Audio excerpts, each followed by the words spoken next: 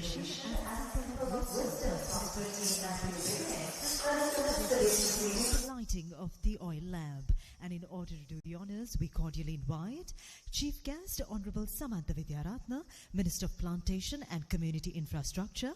Guest of Honor, Honorable Chaturanga Singha, Deputy Minister of Industry and Entrepreneurship Development. Mr. B.K. Prabhat Chandrakirti, Secretary, Ministry of Plantation and Community Infrastructure.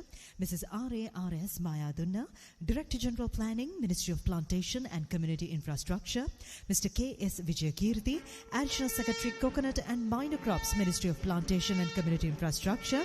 Mr. Kapila Gunaratna, Senior Additional Secretary, Presidential Secretariat. Mr. Russell Lapunsu, Senior Additional Secretariat, Presidential Secretariat. Mr. N.S. Vanasingha, Additional Secretary, Food Safety and Policy, Presidential Secretariat. Mr. W.A.R.T. Vikramarachi, Director General Agriculture, Ministry of Plantation and Community Infrastructure. Mrs. Chamika Mumulage, Senior Assistant Secretary, Ministry of Plantation and Community Infrastructure. Mr. Shantaranatunga, Chairman, Coconut Development Authority. Professor A.L.T. Pereira, Board Director, CDA. Professor J.R.P. Jaikodi, Board Director, CDA. Mr. T.S. Seniviratna, Board Director, CDA. Mr. P.G.D. Disanaika, Board Director, CDA. Mr. S.H.S. Seniviratna, Board Director, CDA and Director, Coconut and Minor Crops, Ministry of Plantation and Community Infrastructure. Professor Ajit Jayavira, Chairman, Coconut Research Institute. Dr. Sunimal Jayakodi, Chairman, Coconut Cultivation Board. Mr. T.C.W. Sethuge, Chairman, State Fertilizer Company Limited. Dr. Sisira Ranatunga, Chairman, Sri Lanka State Plantations Corporation. Mr. Prasanna Patirana, Chairman, Control of Land Fragmentation Board. Mr. M.M.C.K.K. Mana Peruma, Director General, Coconut Development Authority. Mr. S.H.S. Seniviratna, Director, Coconut and Minor Crops, Ministry of Plantation and Community Infrastructure. Mr. R.C. Vatavela, Director, Coconut and Minor Crops, Ministry of Plantation and Community Infrastructure. Mr. B. Sumit Pereira, Director Planning, Ministry of Plantation and Community Infrastructure. Mr. A. S. Dharmabandhu, Director Engineering, Ministry of Plantation and Community Infrastructure.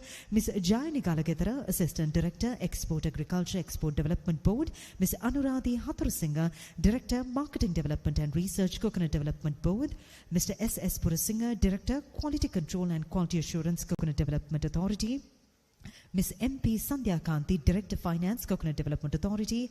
Mr. Nandanabi Kanugala, Director Processing Development, Coconut Development Authority. Ms. S.W. Rasika, Director Administration, Coconut Development Authority. A representative from the industry as well as a representative from the grower community.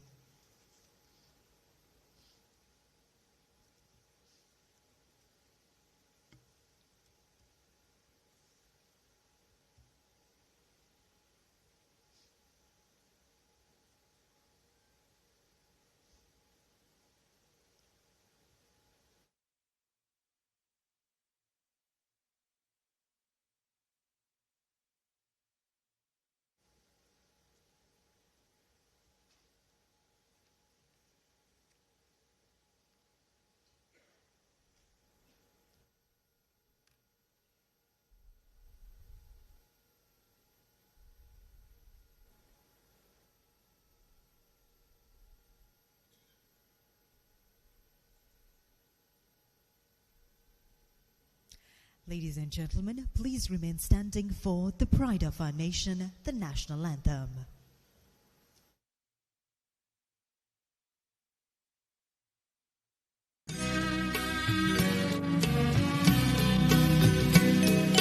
Sri Lanka Mata, Ate Sri Lanka, Namo.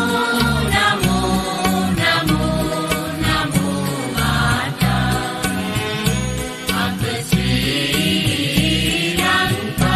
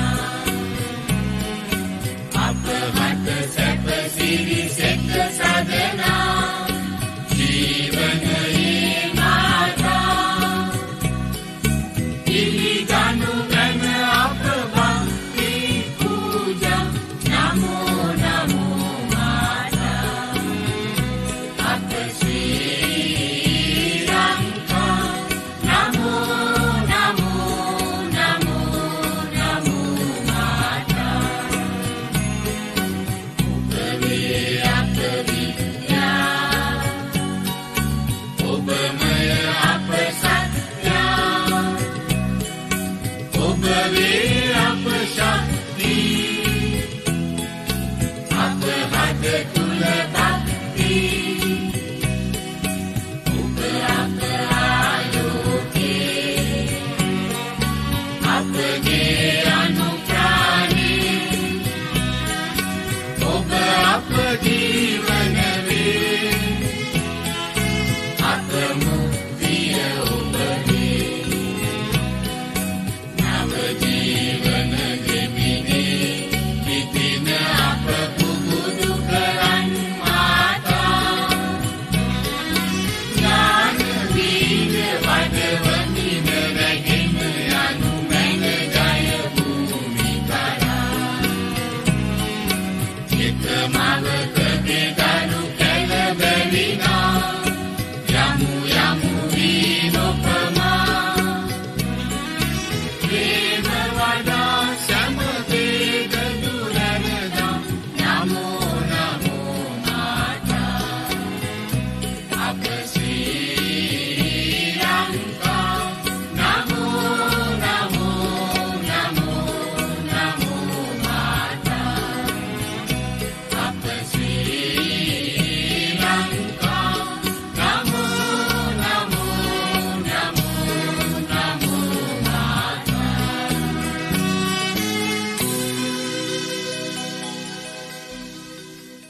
Thank you. Please be seated.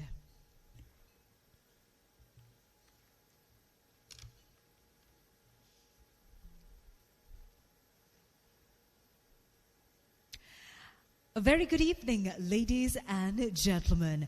A very warm welcome to all of you to the Sri Lanka Coconut Awards 2025, a prestigious occasion dedicated to honoring excellence, innovation, as well as resilience in one of the most significant segments of our economy, and that's the coconut industry. Well, ladies and gentlemen, this ceremony is proudly organized by the Coconut Development Authority, or CDA as it is fondly known, the statutory body established to steer the growth and regulation of Sri Lanka's coconut industry. Now, functioning under the Ministry of Plantation and Community Infrastructure, CDA plays a vital role in governance, technology, guidelines, approvals, project funding, and of course, in overall supervision of this industry. And ladies and gentlemen, CDA's responsibility goes beyond regulation. It develops industrial processing units, fosters innovation, facilitates both local and international markets, and also ensures quality standards through accredited laboratories. In fact, in 2024 alone, the coconut sector brought in $855 million in export revenue, with 741 exporting companies contributing to this massive success. And remarkably, exporters recognized here tonight accounted for about 80% of that total. Well, this evening, the CDA is proud to honor outstanding contributors across many categories, from exporters of kernel, shell, coir, and king coconut, and also to manufacturers, growers, innovators in product diversification, cooperative societies that have emerged as exporters, and also even those who have taken the coconut industry beyond the traditional coconut triangle. And of course, ladies and gentlemen, each recognition here tonight is not just an award, but definitely a salute to your dedication, your innovation, as well as to your role in building a stronger national economy. And with that, ladies and gentlemen, in order to formally welcome you all for Sri Lanka Coconut Awards 2025, please join me in welcoming the Chairman of the Coconut Development Authority, Mr. Shanta Ranatunga.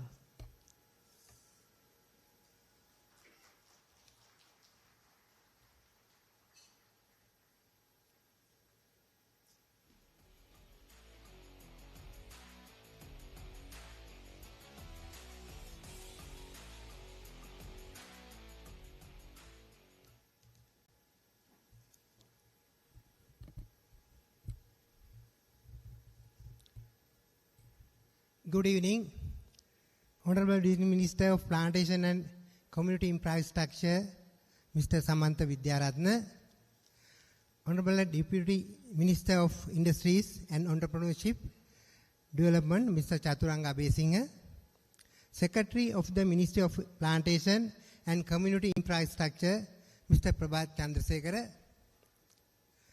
Senior Additional Secretaries of Presidential Secretary and Food Safety and Policy, Mr. N.S. Vanasinghe, Director General Planning, Mrs. R.A.R.S. Mayadunne, Director General Agriculture, Mr. W.A.R.T. Vikramarachi, Additional Secretary Coconut and Minor Crops, Mr. K.S. Vijayakirti, Chairman of CRI, CCB, State Fertilizer Company, Sri Lanka State Plantation Corporation, Fragmentation Board, and representative of EDB, IDB, and other government agencies. Representatives from the United National Industries Development Organization, UNDO, Ceylon Chamber of Coconut Industries, CCCI, representatives from manufacturers, exporters, and growers associations, RDB Bank, our bank,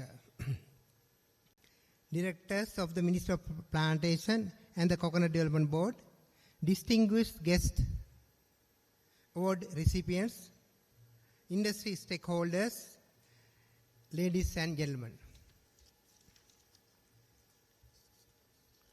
It is my great honor and privilege to warmly welcome you all this evening to the Sri Lanka Coconut Awards 2025. This event is a celebration of excellence, innovation, and dedication within the coconut industry, an industry that has long been a cornerstone of our economy, our rural livelihoods, and our national identity. Coconut also stands as the second staple food consumed in the country. Today, we come together to recognize manufacturers, exporters, and growers, all stakeholders who have made remarkable contribution to advancing this sector, strengthening our global presence and adding value to one of Sri Lanka's most treasured natural resources. This award holds greater value because it is presented by the regulatory authority of the coconut industry, making it a mark of credibility that is highly recognized and respected by foreign importers and foreign buyers in international markets. It is with great joy that I bring to your consideration that exports have achieved the highest reported value of turnover of $855 million in 2024, to which the kernel and non-kernel industries have equally contributed to an achieving. I would like to encourage the growers to further expand their cultivations to reach the target of 4,200 million nuts to achieve the export income of $1.5 billion by 2030. We expect the manufacturers to continue their efforts to attain the global quality standards and the exporters to identify future global demand and to discover blue ocean markets, vast untapped frontier for business, seeking sustainable growth and profitability. I would also like to thank the Sri Lankan government for the establishment of the Food Policy for Security Committee that paved the way in controlling the coconut prices and ensuring the safety and availability of coconuts to both the consumers and industrialists, and UNIDO for their contribution towards the industry.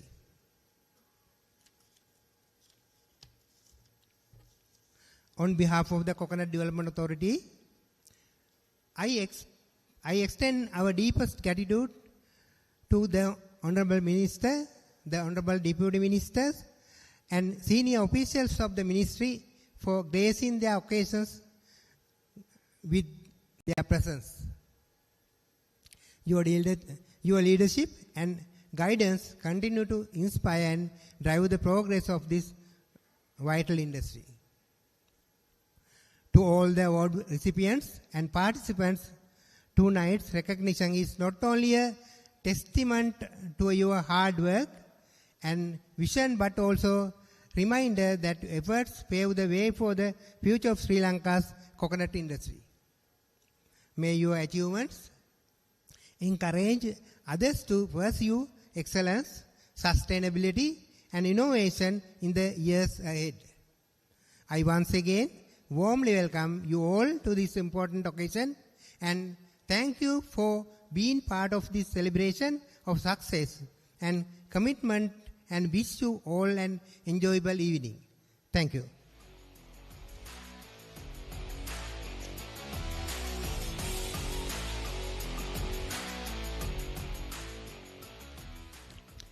Thank you very much, Mr. Shantaranatunga, Chairman of the Coconut Development Authority, for setting the stage for Sri Lanka Coconut Awards 2025. And with that, ladies and gentlemen, we move on to our first cultural performance of this evening, beautifully presented by the Department of Cultural Affairs. Please enjoy.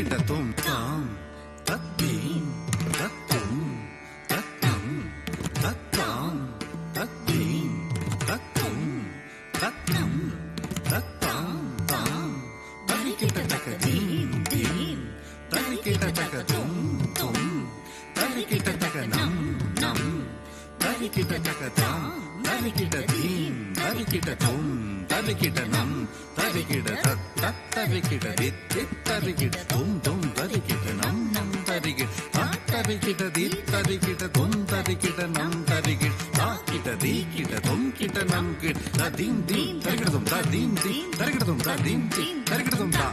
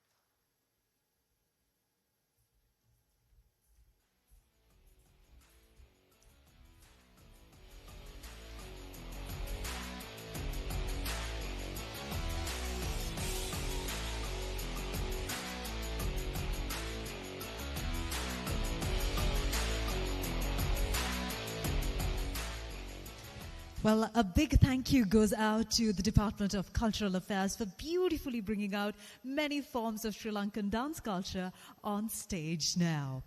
Well, ladies and gentlemen, before we begin the awards ceremony, allow me to share a brief insight into the Sri Lanka Coconut Awards 2025. Well, this program has been designed as the premier platform to recognize excellence across the industry. And tonight, we will honor 100 award winners across 14 main categories, exporters, manufacturers, and growers. Now, together, these top performers generate nearly 80% of the foreign income of Sri Lanka's coconut industry. Of course, a testament to their immense contribution to our national economy. Now, the awards are structured across three and they are exporters, who are the lifeblood of our foreign exchange earnings, and then we have the manufacturers, who bridge local value addition with global market competitiveness. And we have growers, the very foundation of the whose innovation and sustainability ensure resilience. Every award presented here tonight is based on very clear and transparent criteria, recognizing not just volume, but also quality, competitiveness, affordability, sustainability, and innovation. And with that, let us now begin our award ceremony this evening. And now, to do the honors, may I warmly invite on stage Mr. Shantaranatunga, Chairman of the Coconut Development Authority, who will be accompanied by Mrs. Vatsalandradhi Hathrasinga, Director, Marketing Development and Research of the Coconut Development Authority, Mrs. S.W. Rasika, Director, Administration of the Coconut Development Authority, Mr. Ashoka Rajamantri, Deputy Director, Quality Control and Quality Assurance of the Coconut Development Authority, Mrs. Aushadhi Veerasekara, Assistant Director, Processing Development of the Coconut Development Authority, and Mr. A. Rohana Kulatunga, Assistant Director, Processing Development of the Coconut Development Authority. Please put your hands together as we warmly invite the presentation party on stage. A big round of applause, everyone.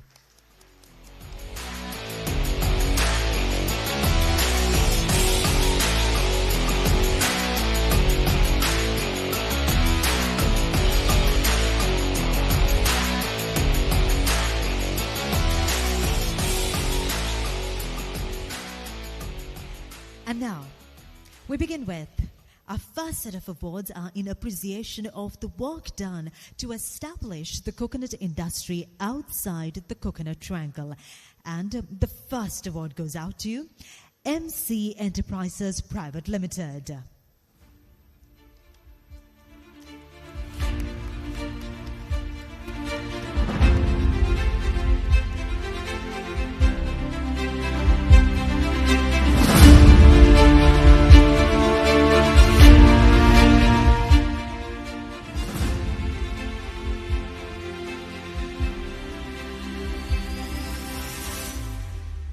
Congratulations, MC Enterprises Private Limited, for taking home our first award this evening.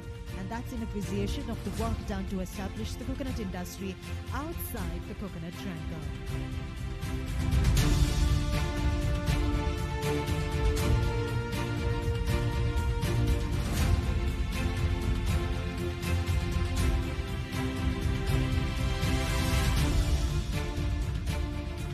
We'd also like to request all our awardees to please make their way onto the stage from the steps right there at the middle of the stage.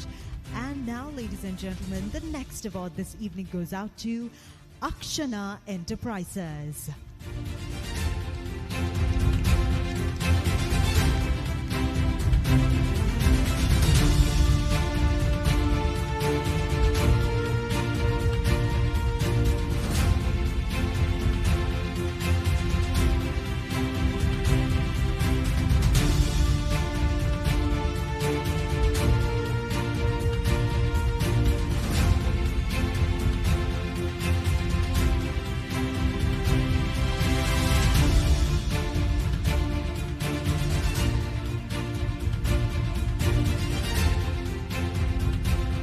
Once again, a quick reminder, all our awardees can get onto the stage from the steps right there at the middle.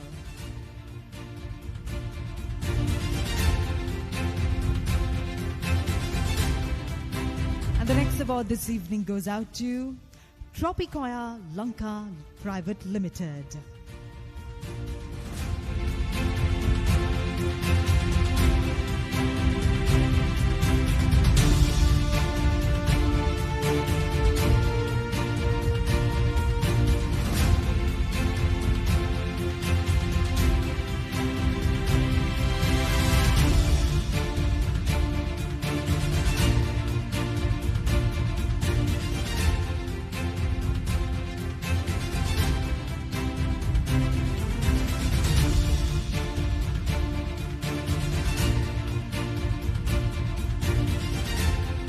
The next award in appreciation of the work done to establish the coconut industry outside the coconut triangle goes out to Hey Carb PLC.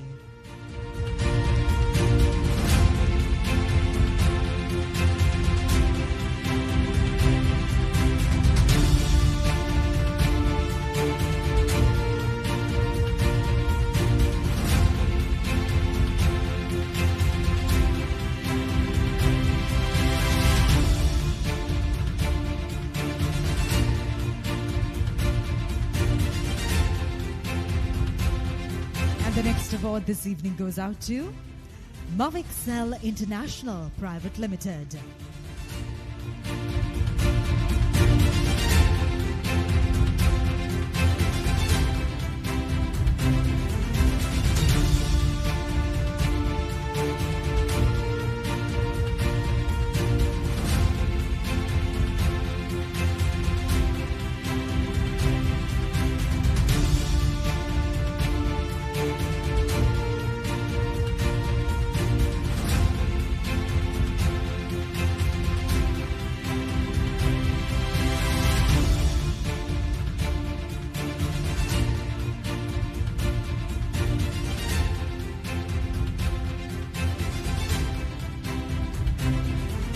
Congratulations, and the final award in this category goes out to Sanmig Food Private Limited.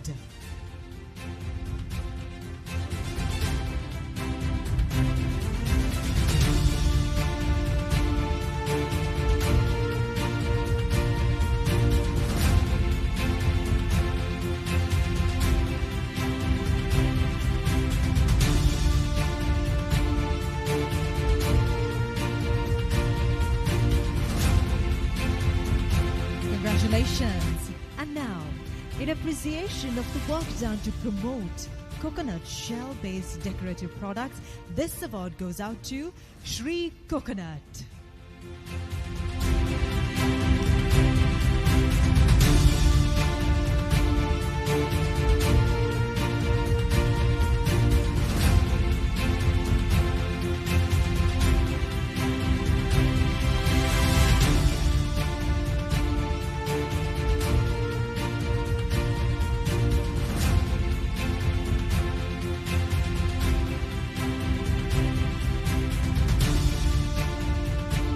Moving on, in appreciation of the exceptional contribution to the local market with the diversified product range, this award goes out to Munchie D Cocoa Products.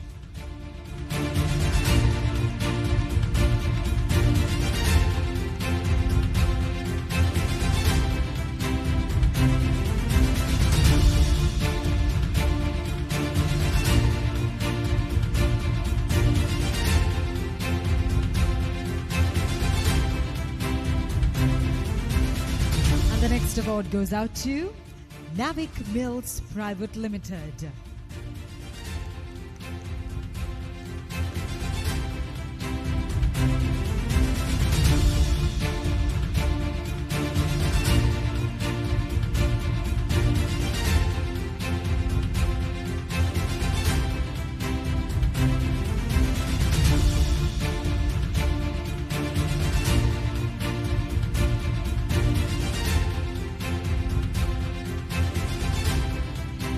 Congratulations, and the next category is where we recognize outstanding desiccated coconut manufacturers, and the first award goes out to Asian Agro Products Private Limited.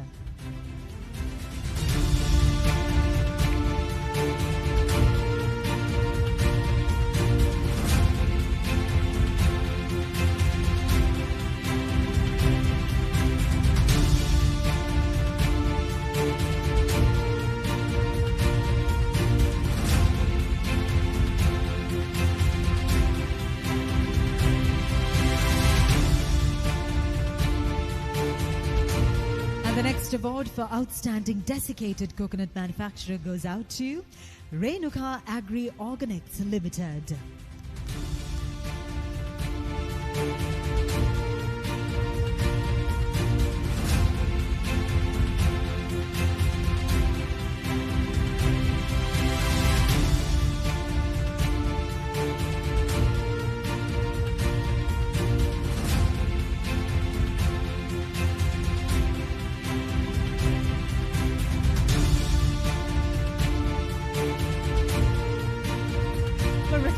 Celebrating our outstanding desiccated coconut manufacturers, this award goes out to Pottevilla DC and Oil Mills Private Limited.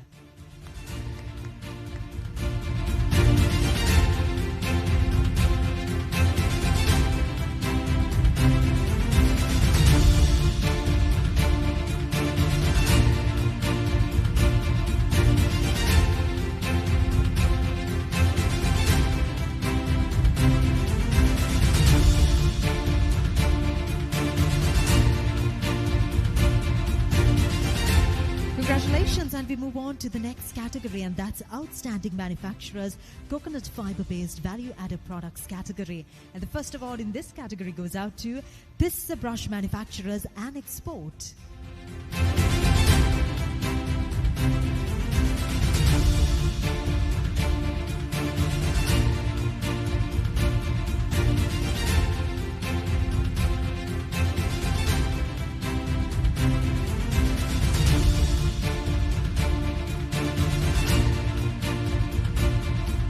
Congratulations, and the next award goes out to Lanka International Private Limited.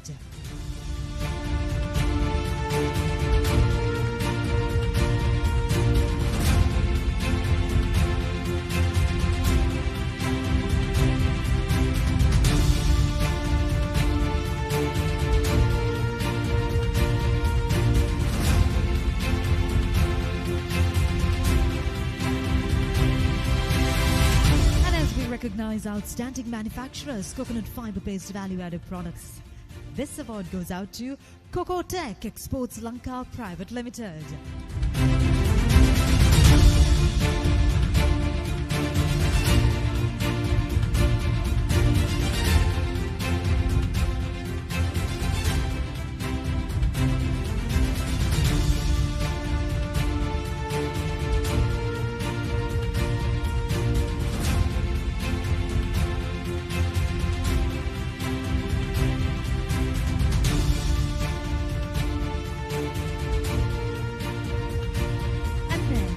Outstanding other coconut product exporters. This award goes to Merchant Lanka Private Limited.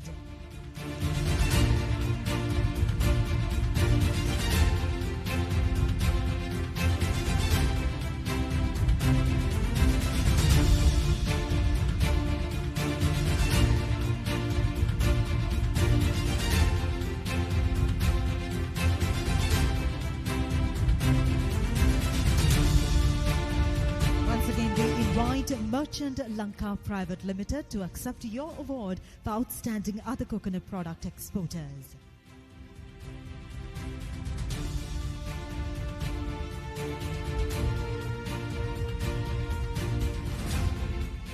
Well, thank you very much to our presentation party for doing the honors. Thank you very much.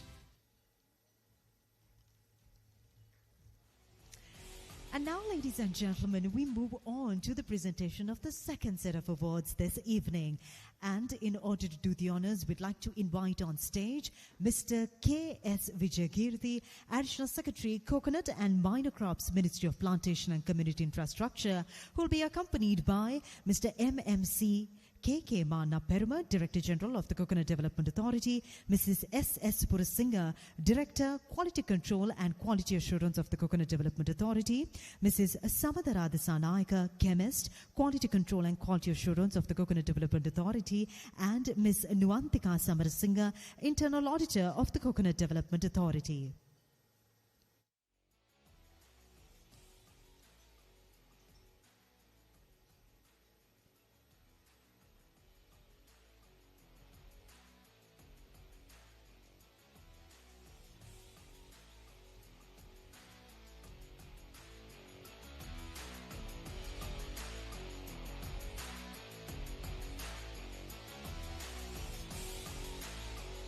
And we begin with our first category in the second set of awards, and that's Outstanding Exporters Value-Added Fiber Products. And the first award in this category goes out to Chaz P. Haley and Company Private Limited.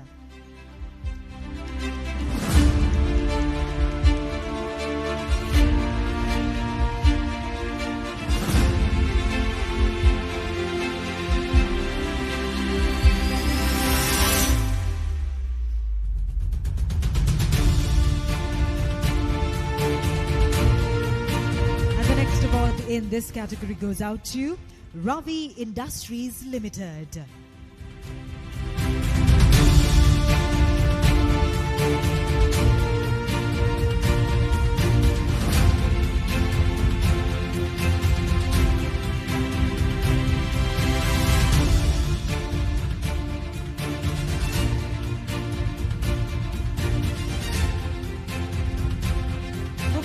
The next category, that's Outstanding Exporters Substrate Products, and the first award in this category goes out to Grow Soil Substrates Private Limited.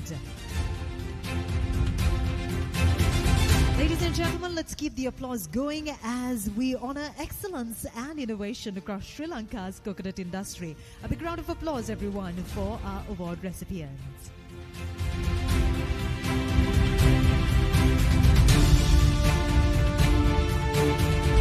Once again, we invite Grow Soil Substrates Private Limited to accept their award.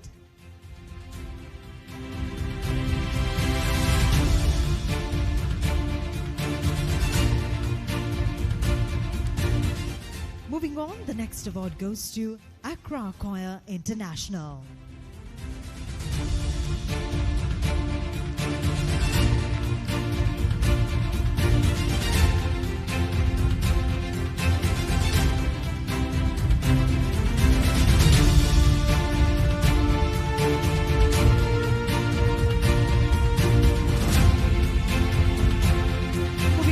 The Outstanding Exporters Substrate Product category's next award, and it goes out to Global Substrate Solutions Private Limited. Everyone, a big round of applause.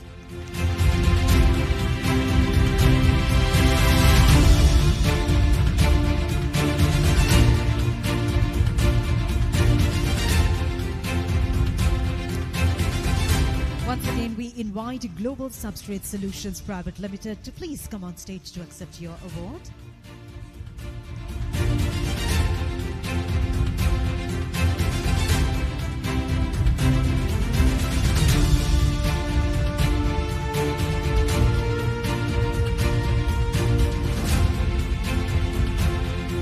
And the next award in this category goes out to Eco Films Private Limited.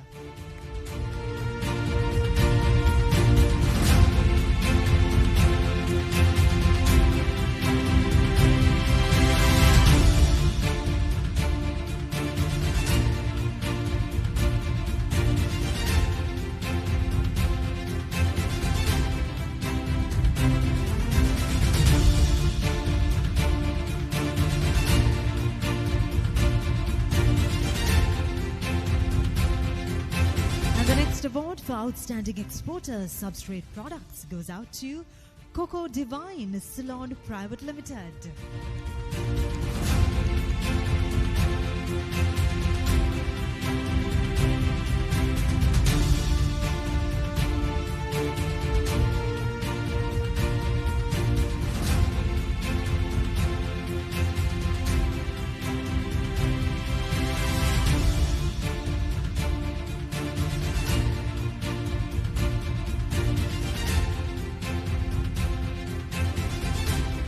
The next award goes out to Koyara Trading Private Limited.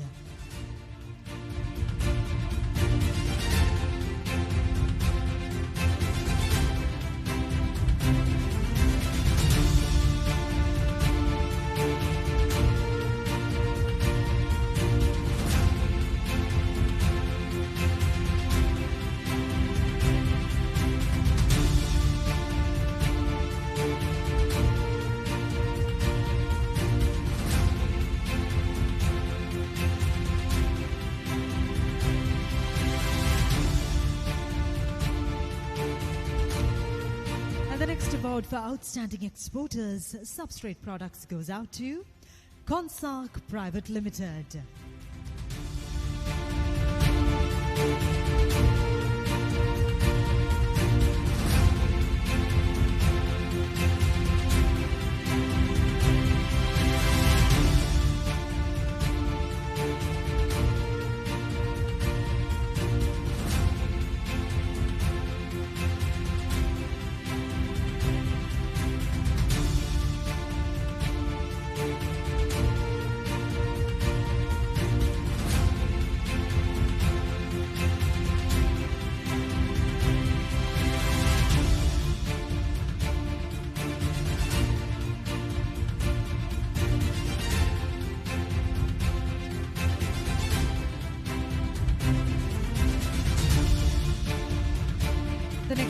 this category goes out to Cocoa Green Private Limited.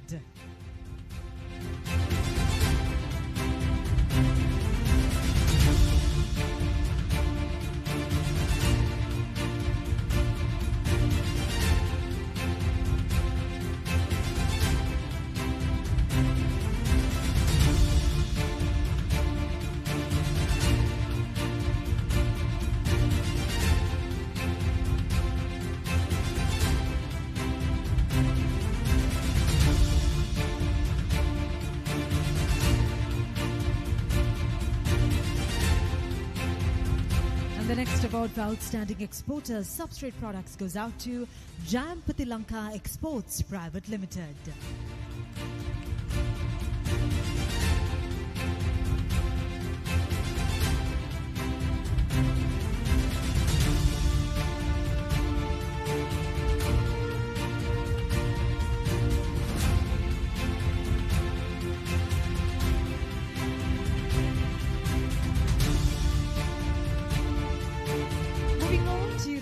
Category this evening, and that's Outstanding Exporters in Kernel Products.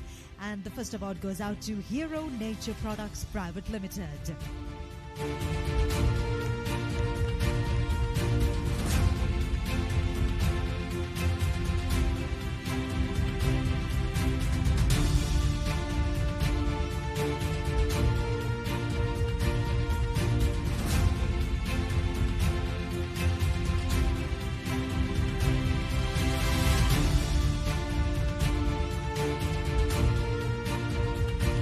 The next award goes out to Ceylon Traditional Foods Private Limited.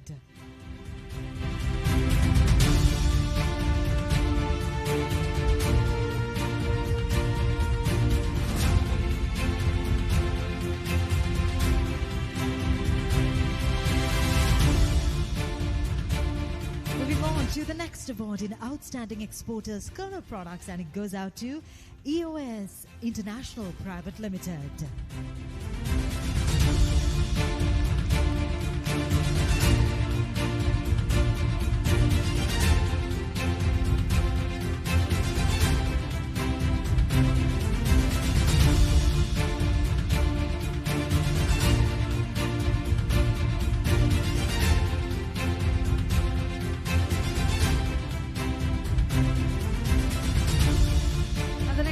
This evening goes out to Well Organics Private Limited.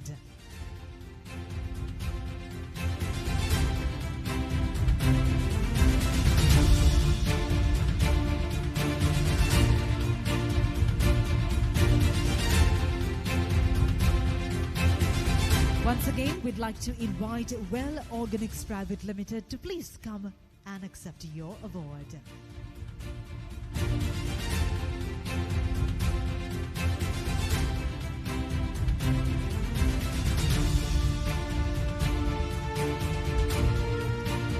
And the final award in this category, Outstanding Exporters Kernel Products, goes out to Anuraj Agencies.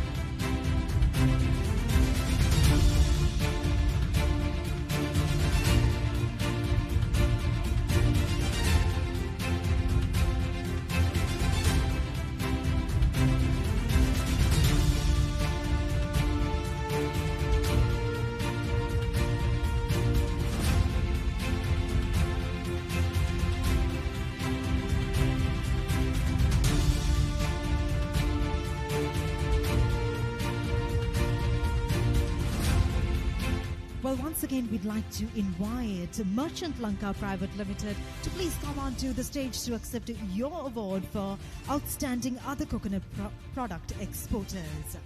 Merchant Lanka Private Limited.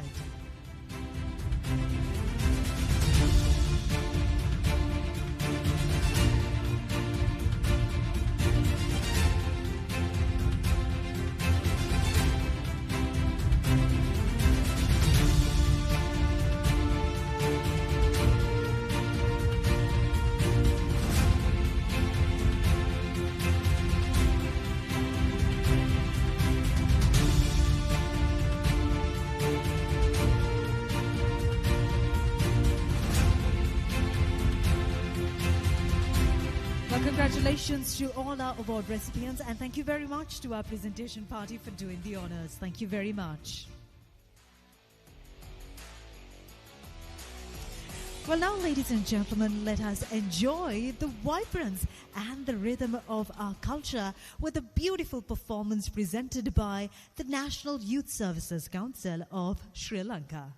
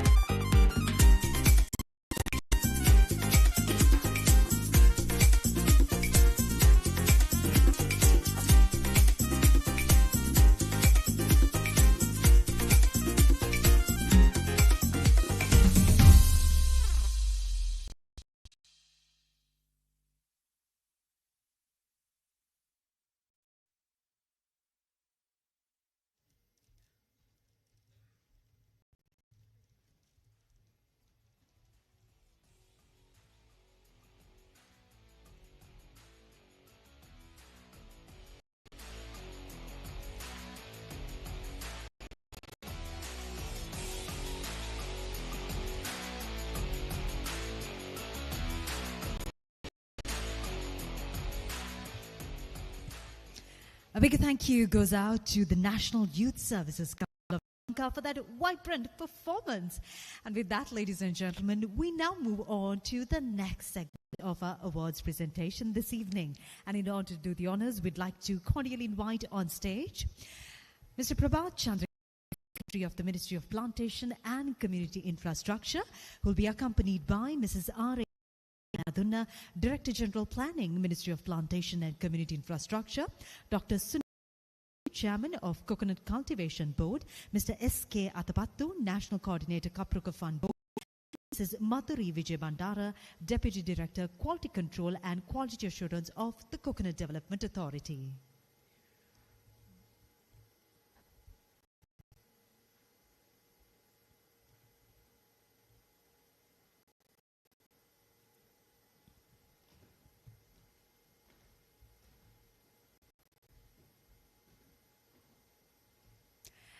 And we begin with the first category of this segment, that's Outstanding Coconut Growers in the Coconut Growers category. And the first award goes out to Mr. R.R. Nimal Ratnayaka. Everybody, a big round of applause.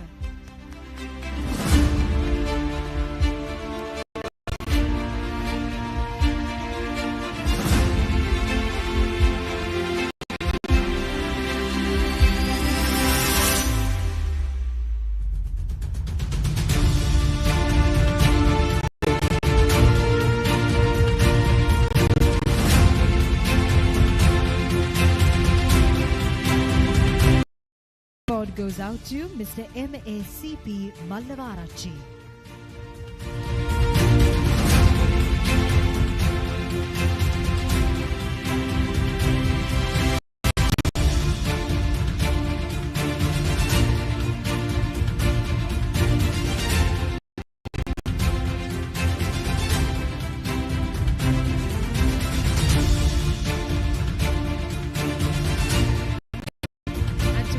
Next award, we'd like to invite Mr. L.A. Sisira Kumara.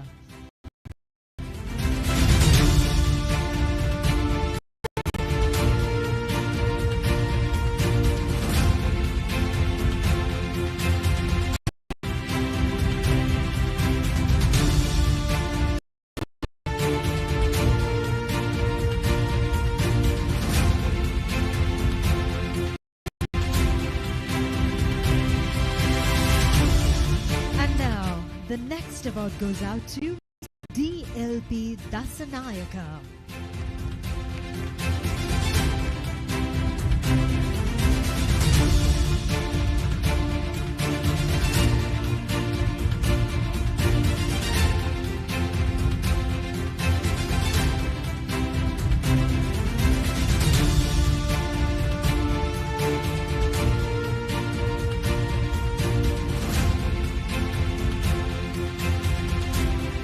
Recognize Outstanding Coconut Growers, the next award goes out to ASA Organic Farm Private Limited.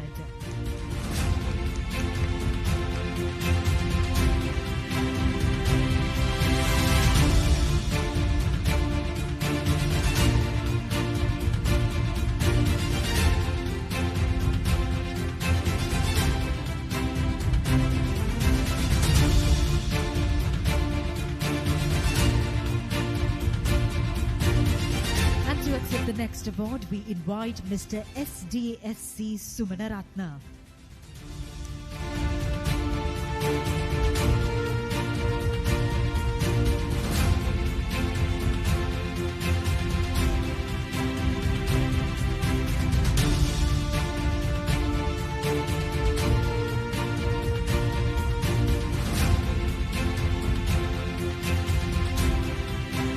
The next award for Outstanding Coconut Grower goes out to Mr. H.I. Munasingha.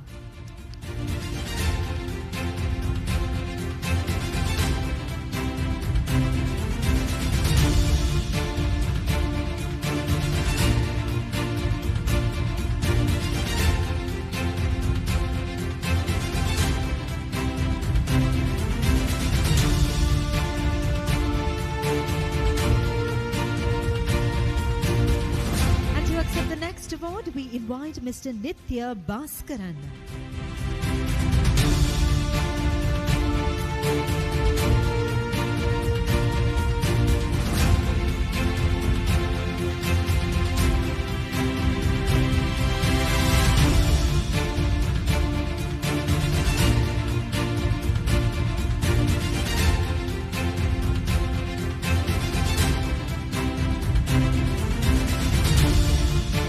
The next award goes out to Mr. W.S.P. Vijayavardhana.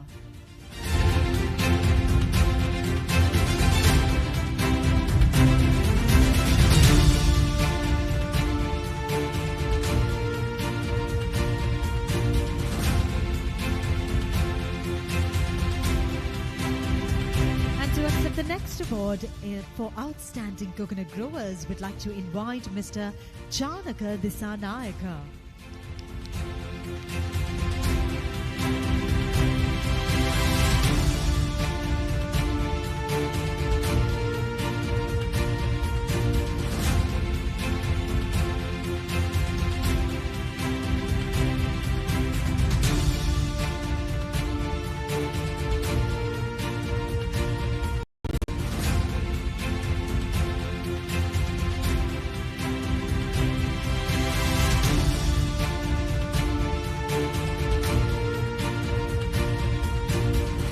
Moving on, the next awards are for its remarkable journey as a manufacturer of Kaprika societies who have successfully emerged as exporters. And the first award in this category goes out to Elisha Gospel Handicrafts.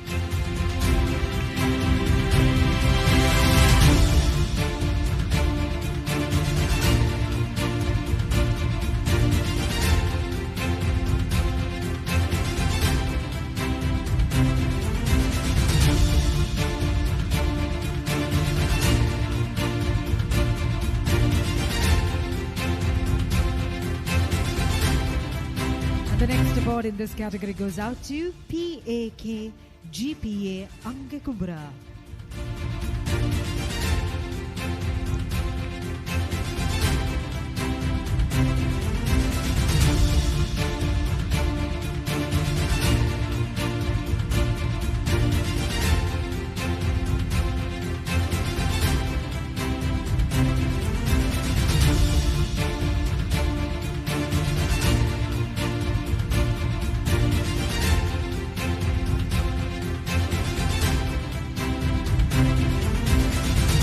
Award goes out to N.A. Coir Products.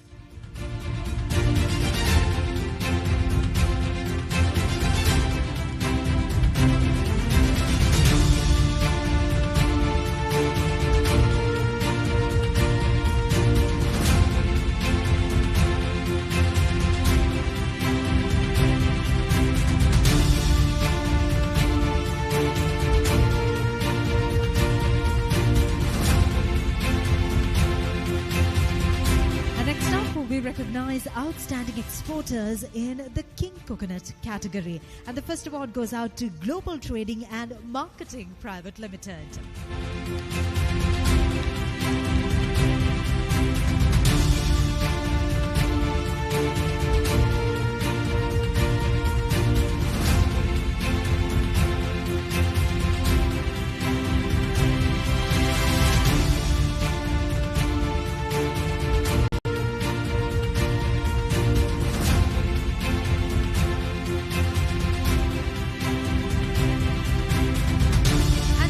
The next award, we invite Tropical Life International Private Limited.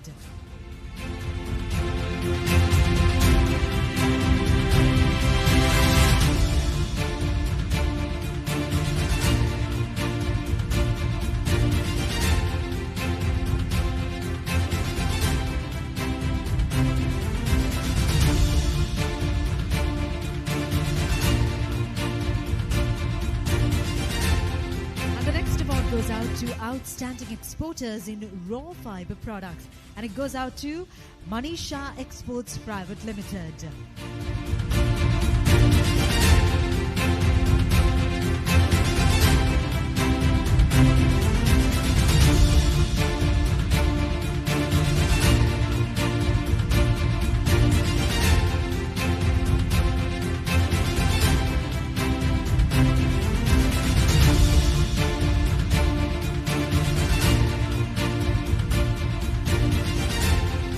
would like to invite Manisha Exports Private Limited to accept your award for outstanding exporters in raw fiber products.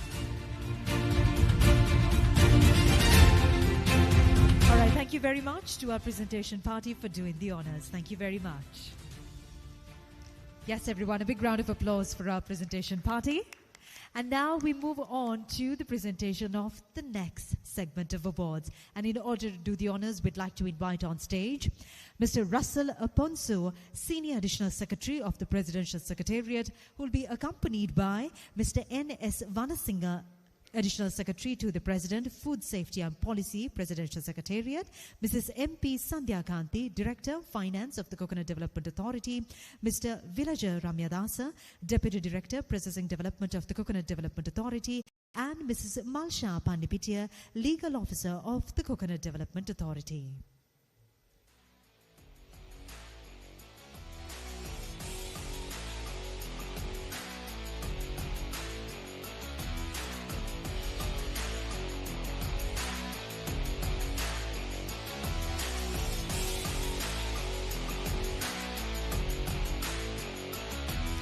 And now, we begin with Outstanding Exporters Substrate Products.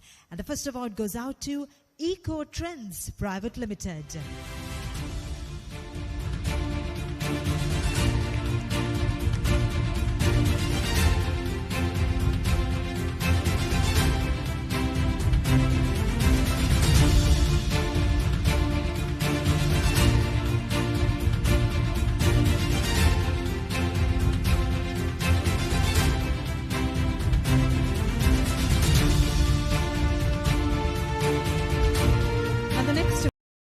Exporters for substrate products goes out to Green Soils Private Limited.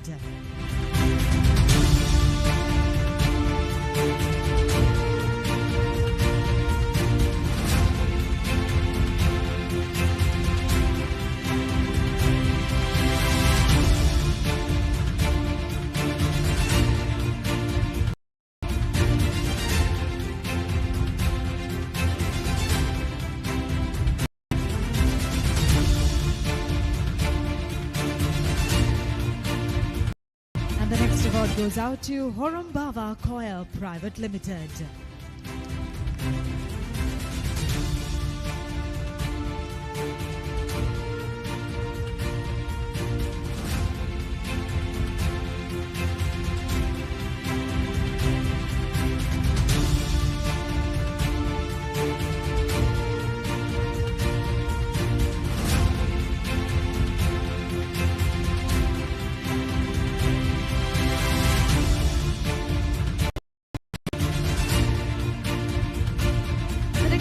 In Outstanding Exporters Substrate Products category goes out to Tropicoya Lanka Private Limited.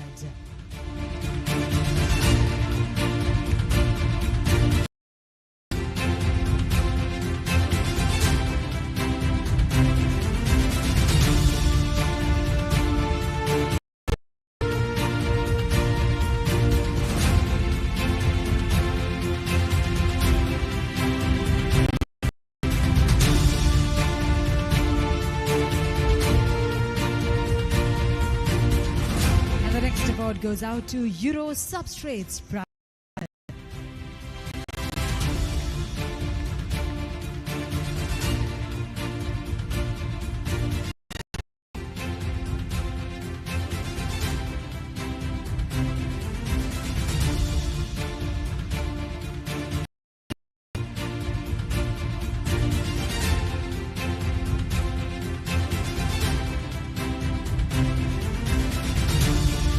Recipient in this category is soil substrate.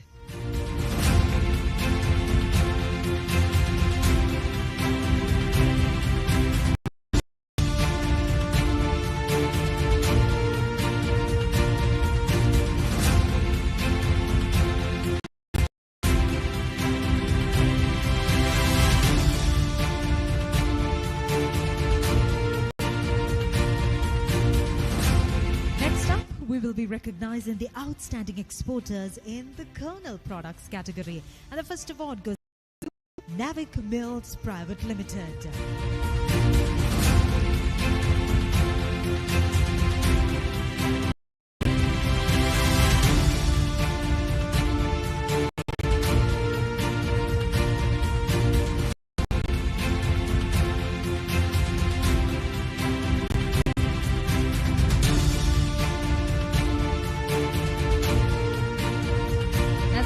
award goes out to Senikma Holdings Private Limited.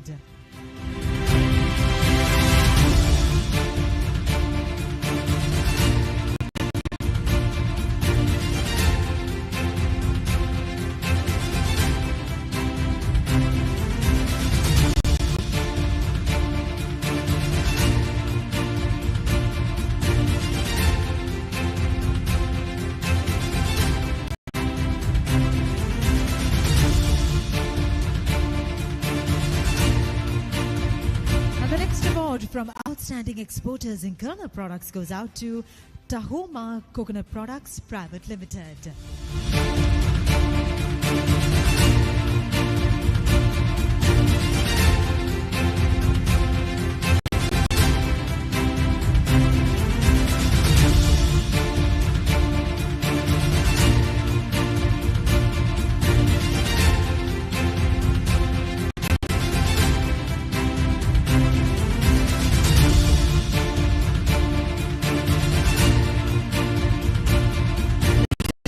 As we recognize Outstanding Exporters in Kernel Products, this award goes out to Munchie de Cocoa Products.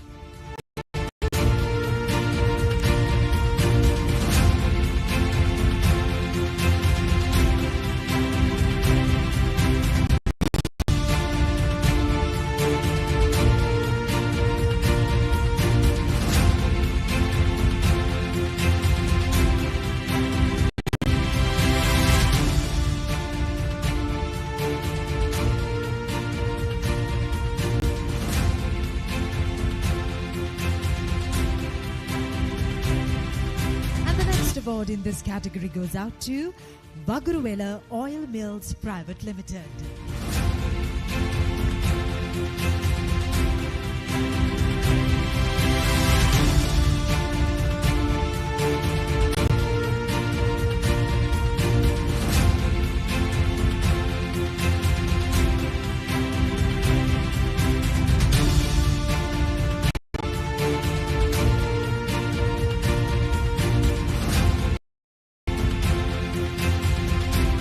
Award goes out to Senedra Private Limited.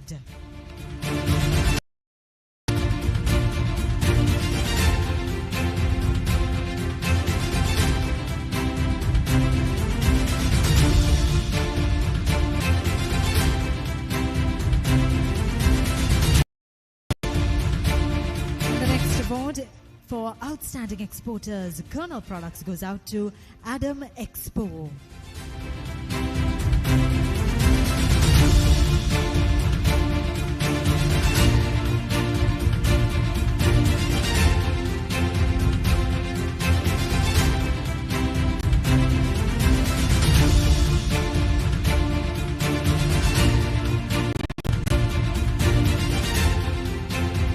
To accept the next award, we invite CBL Natural Foods Private Limited.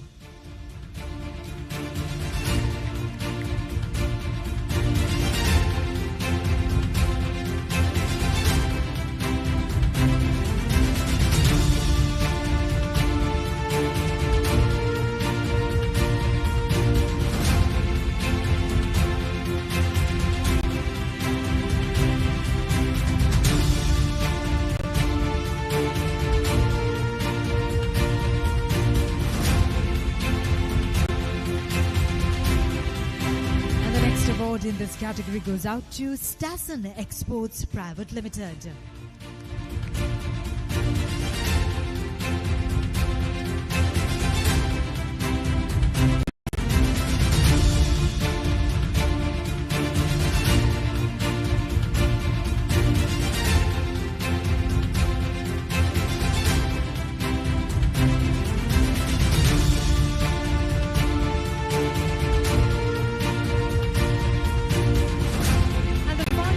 For Outstanding Exporters in Kernel Products goes out to Renuka Agri Organics Limited.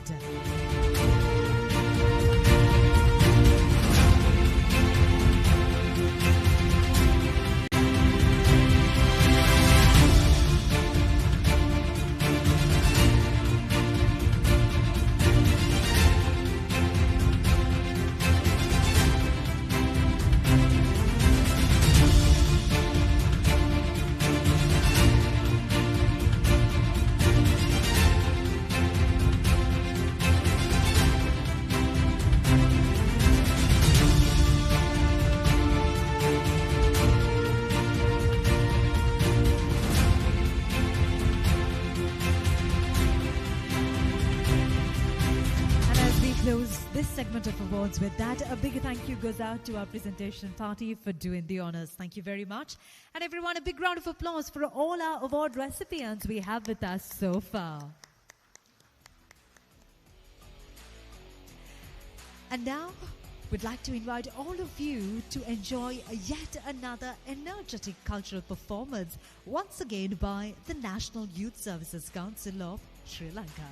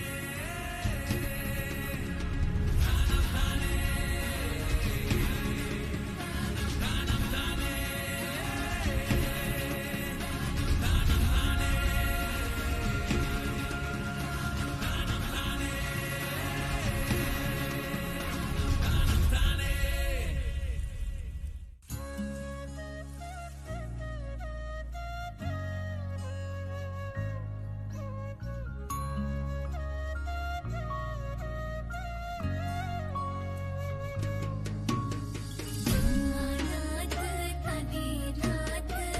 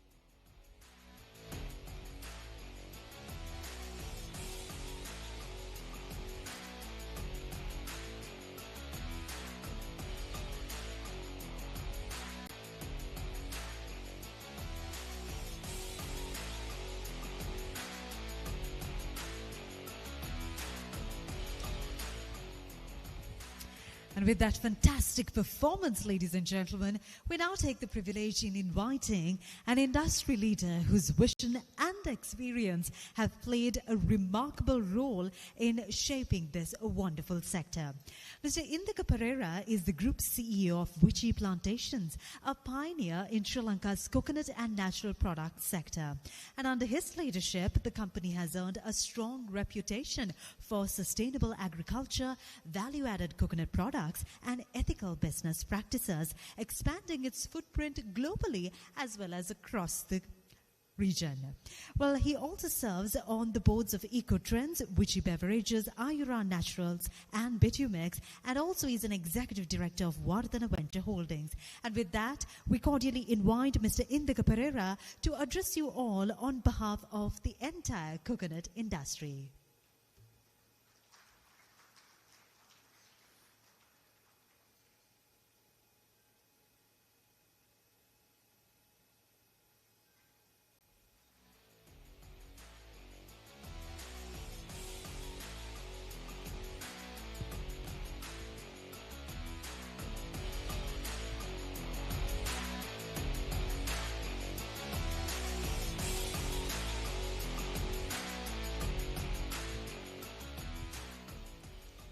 Good evening, honorable ministers, distinguished guests, my dear industrial colleagues.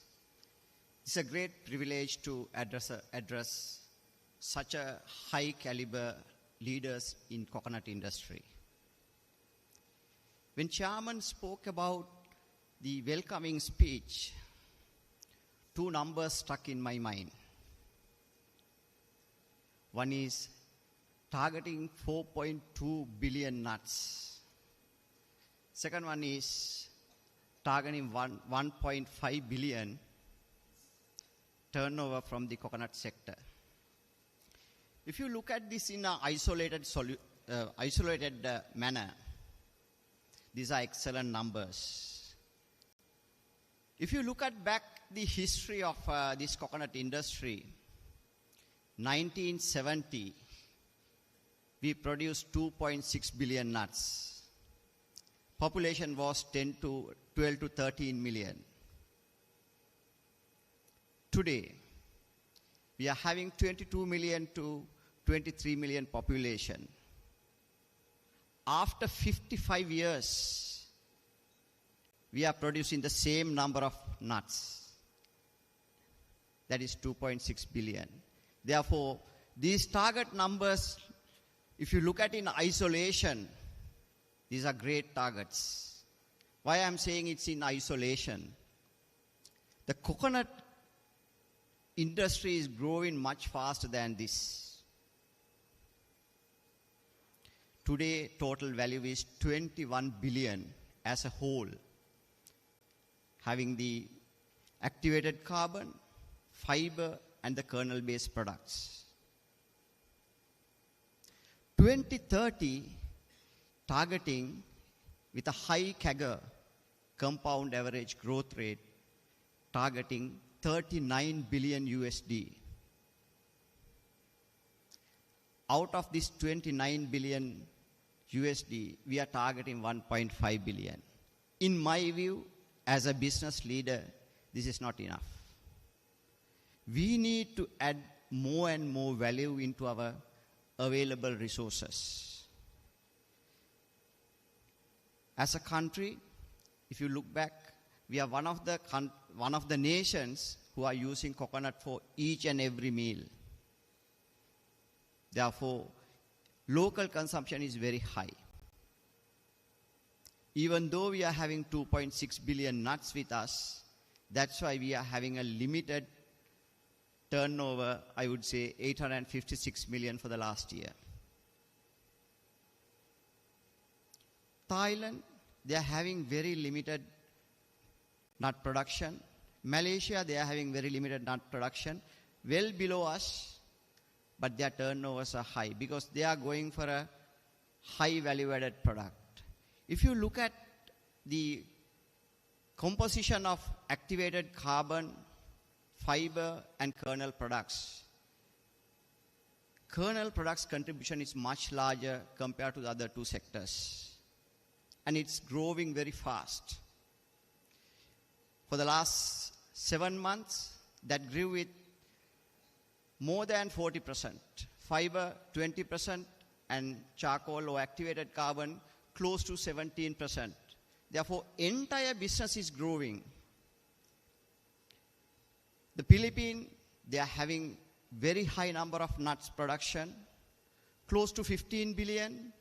Indonesia, close to 14 billion. India also very similar. But they are having a strategic plan for execution. If I remember correctly, we have seeded or we have replanted 1.6 million nuts last year. Philippines, they have planted 8.5 million nuts. In addition to that, they are having a target in 2028, they want to replant 100 million plants. That's the scale they are looking at. If you look at 21 to 38, 39 billion, 85% increase. Therefore, we need to ready with that plan if we want to win the global market. We are playing in a very small ground. Therefore, we have huge opportunity to capture in all three areas. That has to be our strategic priority and a plan. There is a small saying, execution without plan is aimless. Execution without plan is aimless. Plan without execution is useless. Therefore, we need to have the right execution plan. Otherwise, once you prepare a plan, propose a plan, that will not succeed. Therefore, we have to look at how we can implement all these plans in our motherland. Government and the CDA, they have taken very good step to go for a second coconut triangle. If you look at existing coconut triangle contribute 50 to 60% of the total coconut trees or a coconut nut tree in Sri Lanka. That's why the entire industries focus in this coconut triangle. If we go for an additional triangle, definitely we have to look at the new investments. We always look at the foreign direct investments or a foreign investment, but there are many local leaders here who can invest, who can develop this business, and who are willing to go for a higher expansion. As a government authority, what we need is the support from that side. We are not looking at a short term, we are looking at a long-term plan. And everyone heard these songs, and we know Monawada Mutte Mokada Karanne. And they want to plant a seed. Similarly, we want to do something for the next generations. And coconut is one of the best sector if you want to develop for the next future. Market is growing, business is growing. There are very good business leaders in the country who is willing to invest. And especially we need to look at the regulation changes coming in the world. And we need to prepare for that. For that, we need the government and the other institutional supports. If you look at today and if you put barriers for expansion, after few years, we will not have this business for Sri Lanka. Because other countries, they are planning to invest looking at the geographical and the world regulations. We need to prepare for that. Now CDA is having educated and practical experience team. What we want from them is to use the theoretical knowledge and practical knowledge coming from the industries to develop this. It's an excellent business. As a businessman, we are not only looking at the turnover. I know when CDA is arranging this session, predominantly they are looking at how much turnover or dollar earnings bringing to the country. But if you want to have a sustainable business, you need to look at the top line as well as the bottom line. With a limited nut availability or resources availability, how we can do this? That's the question we are having. Answer is very simple. Go for a value-added products. If you look at today, from a nut price, different products adding 5 to 10 times value for the coconut. For a general people, for a normal common person, if we say coconut business is growing, what they say, that's why the nut prices are high. That is a common answer they are giving. But that is not the reality. Because people are moving from the common products to value-added products.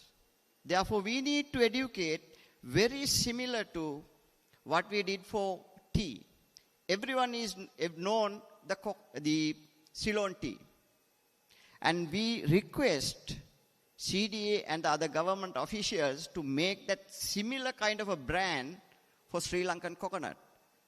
Not only for kernel products, fiber products. If you look at fiber, our volumes are not big as India, but our value is very much higher compared to India because we do a lot of value addition. They have done 1.23 million tons last year. We did only 500,000. But our value is high per ton. Why? We are adding more value to the system. We are adding more value to the product. We are much into the value addition, and these business leaders very much align to expand their value-added portfolio. And there is a saying, don't put all eggs in one basket. Therefore, don't depend on a single product in your organization. Diversify. When you are diversifying, don't go by the emotions. Go by the data. If you look at in the world, we are still looking at the DC, coconut oil, coconut milk, coconut cream. But there are many products, many value-added products we can do with the coconut. Even in fiber. At the moment we do a lot of mixes, but even last time I mentioned, we need to have a government support. If you look at, if we go for a buffering, it's a highly technical product if we go for a buffering.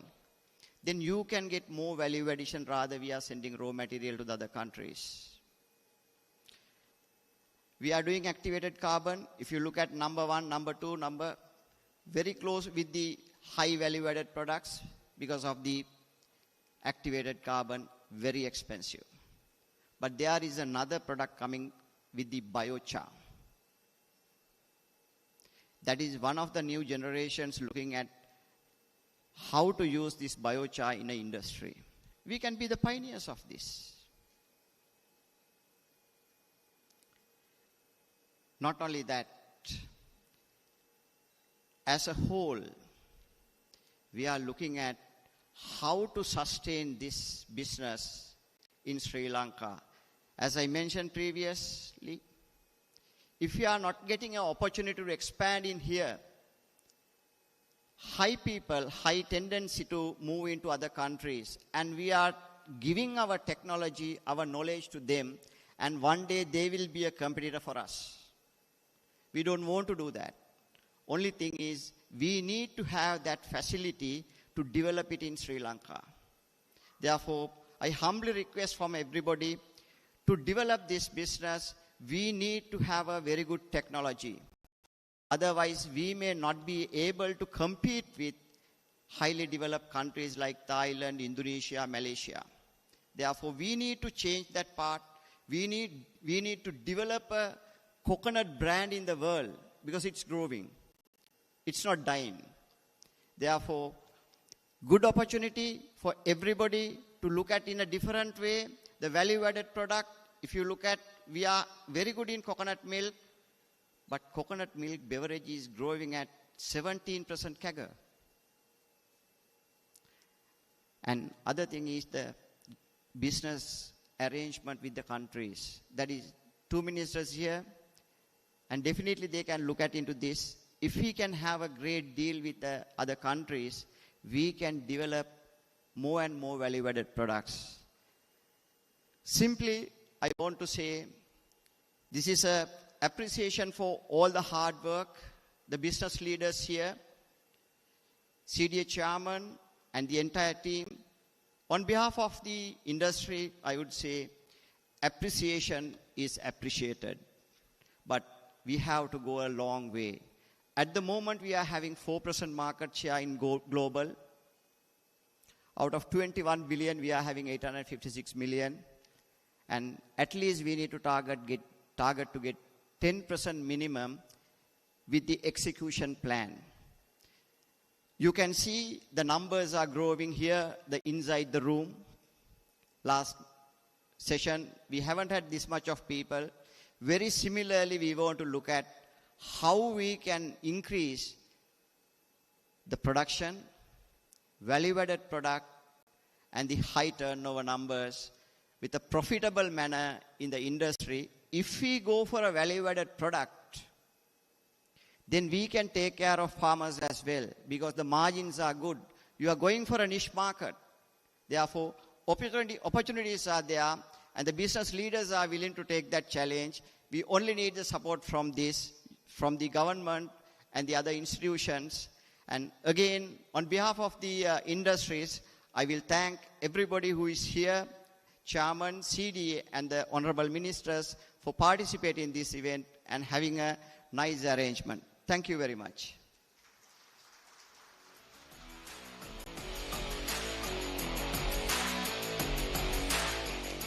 Thank you very much, Mr. Indika Pereira, for sharing your insights on the future of this industry.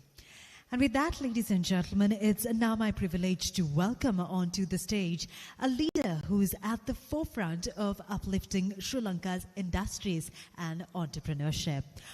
Honorable Chaturanga Besinga, Deputy Minister of Industries and Entrepreneurship Development, has been a driving force in creating opportunities for local industries to modernize, diversify, and expand into new markets. His vision and dedication have not only strengthened entrepreneurship at the grassroots level, but also empowered small and medium enterprises to step into the global arena. And with that, ladies and gentlemen, it's my honor to invite our guest of honor, Honorable Chaturanga Besinga, Deputy Minister of Industries and Entrepreneurship Development, to address you all.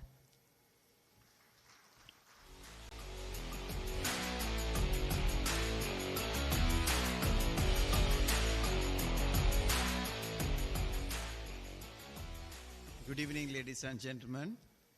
Minister of Plantation, Samantha Vidyaratna, the Chairman of the Coconut Development Board, Mr. Shantaranatunga, officials of each ministry, and award winners of today, and the teams who are driving this industry forward for Sri Lanka for many years.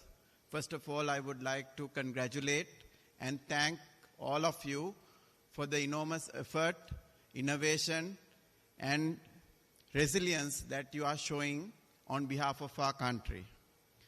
So I am standing here today talking to you about your industry as a Deputy Minister of Industries, because this particular industry has few institutions that should get aligned to ensure that we reach the potential Mr. Indika mentioned few minutes ago.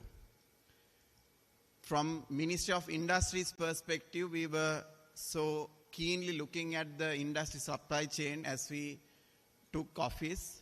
At the same time, with our target of exports. That is how we got involved, and especially myself got involved in this debate of consumption, constraint analysis, and also got a nickname King Coconut also.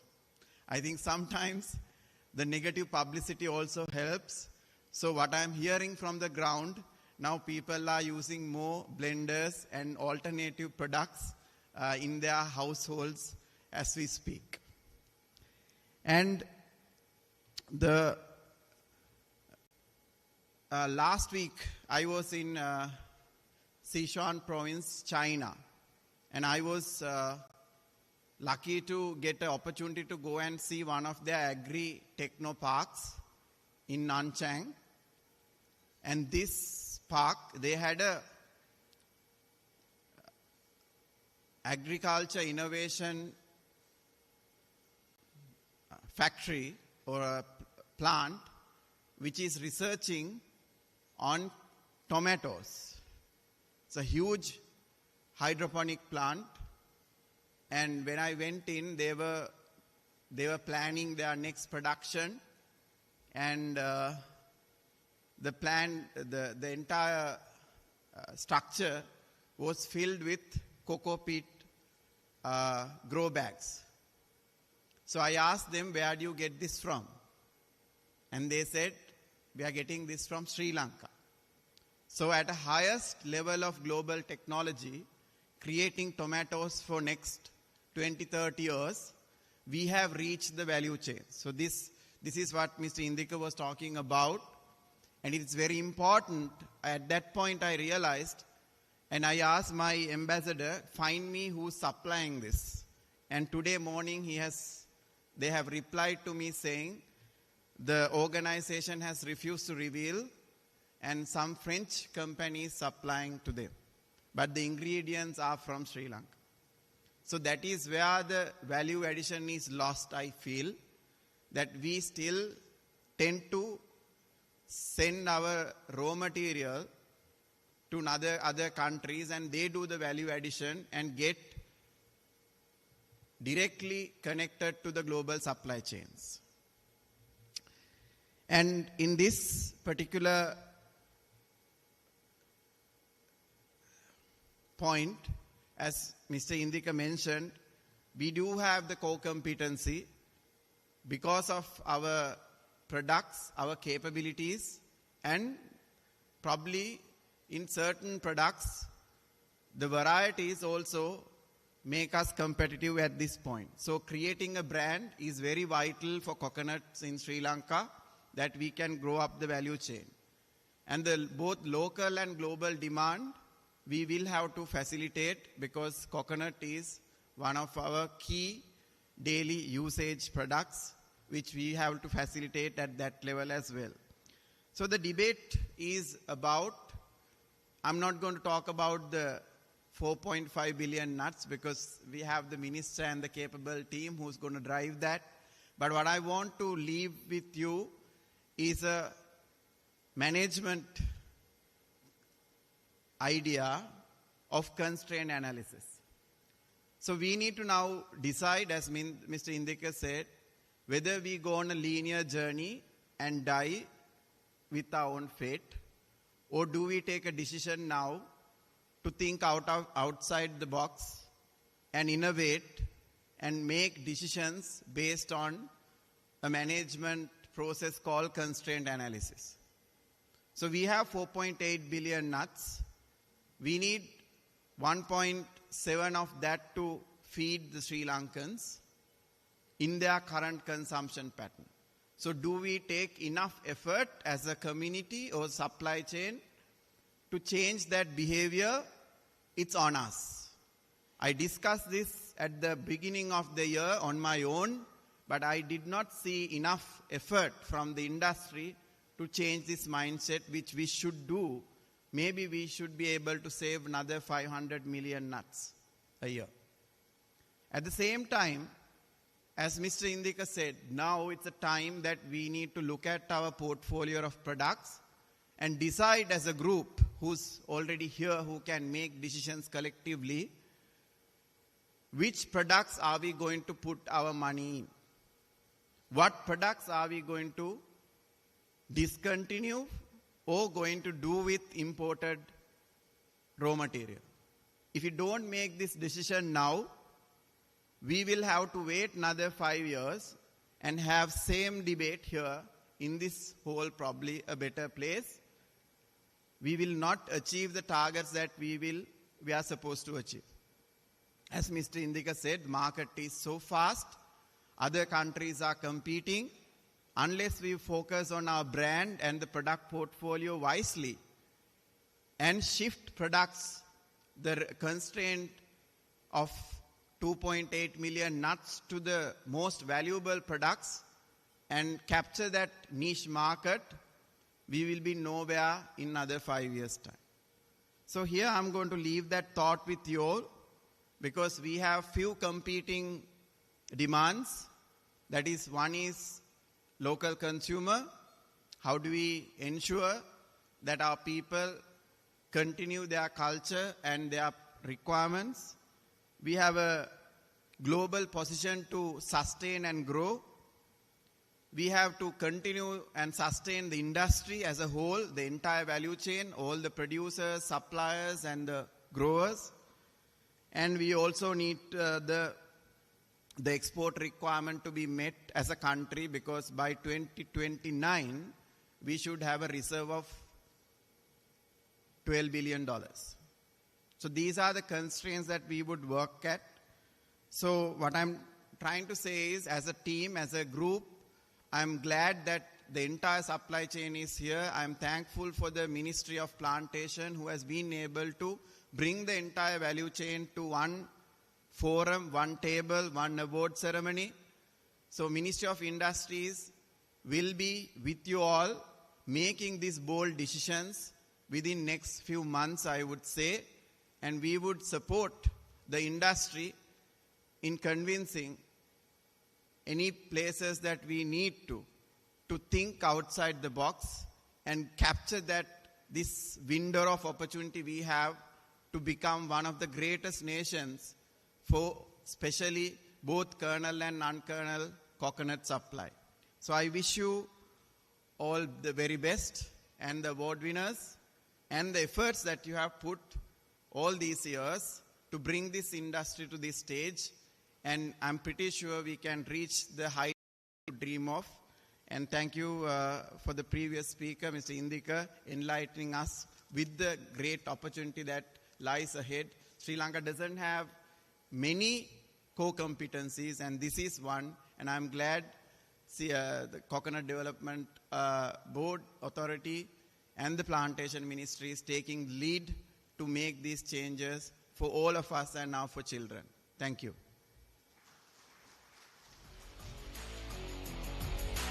Thank you very much, Minister, and we kindly request you to please remain on stage as you will be presenting the next set of awards.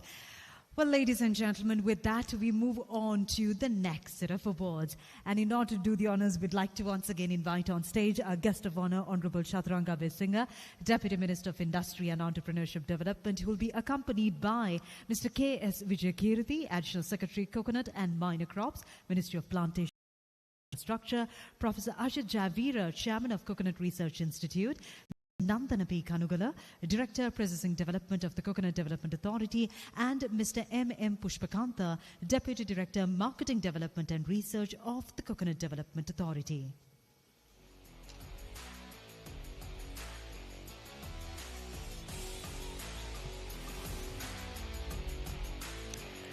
Well, we begin with recognizing outstanding exporters in substrate products category. And the first award goes out to Brown Grove Private Limited. A big round of applause, everyone.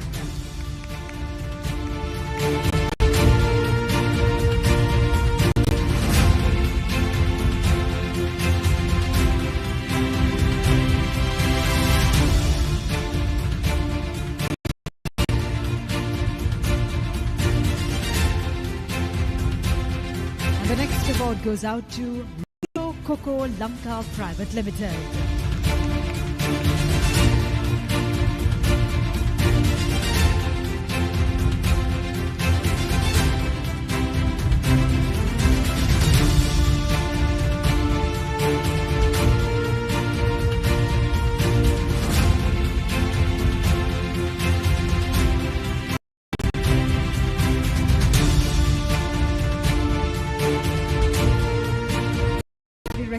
recognize outstanding exporters in substrate products category, this award goes out to Arava Private Limited.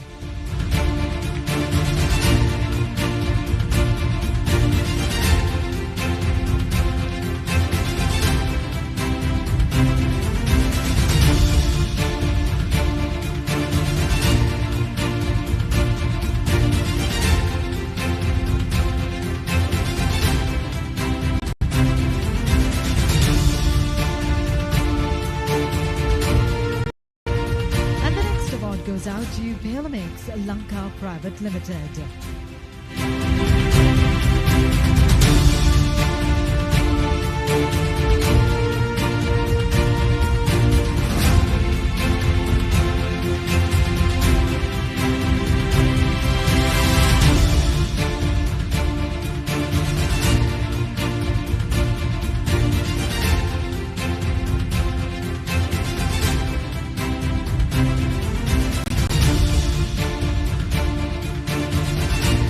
To accept the next award, we invite BioGrow Lanka Private Limited.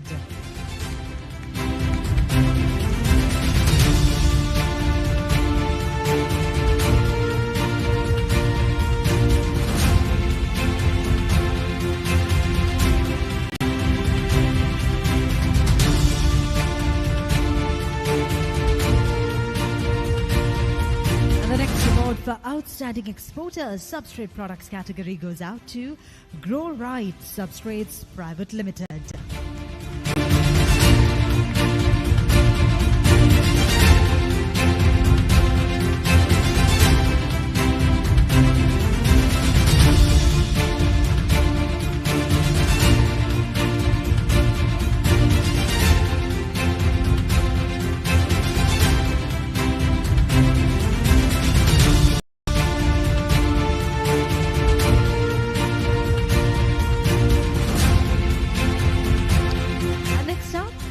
We will be presenting awards for outstanding exporters in shell products category, and the first award in this category goes out to Ultra Carb Private Limited.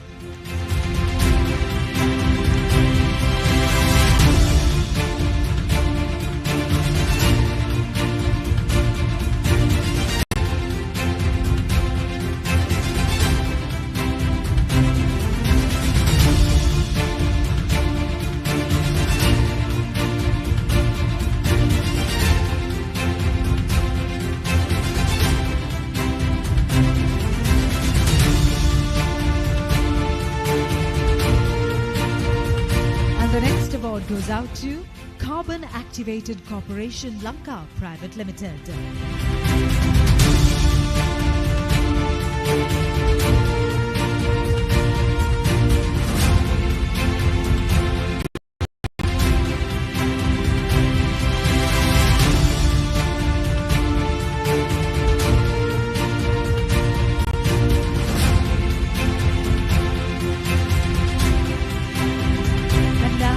Presenting awards for outstanding exporters in kernel products category, and the first award in this category goes out to Ceylon Plant Food Private Limited.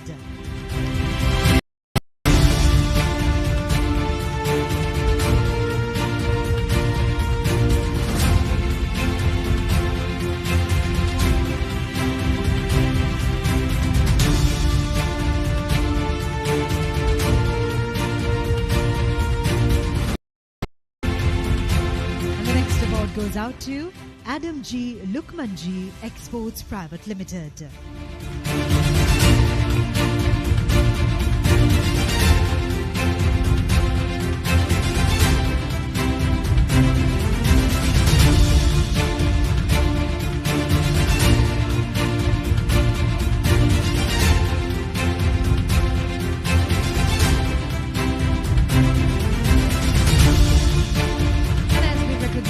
Outstanding exporters in the kernel products category, this award goes out to Serendipol Private Limited.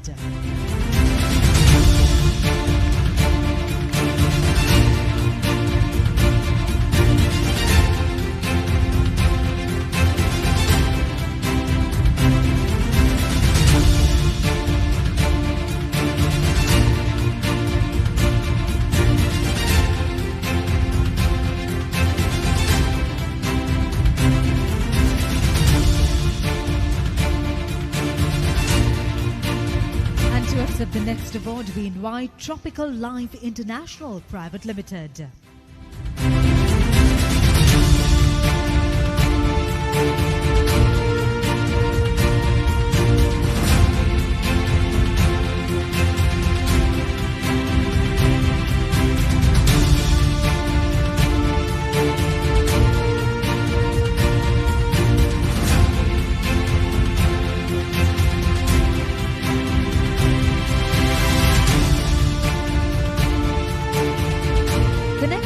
Goes out to Kokotana Coconut Products.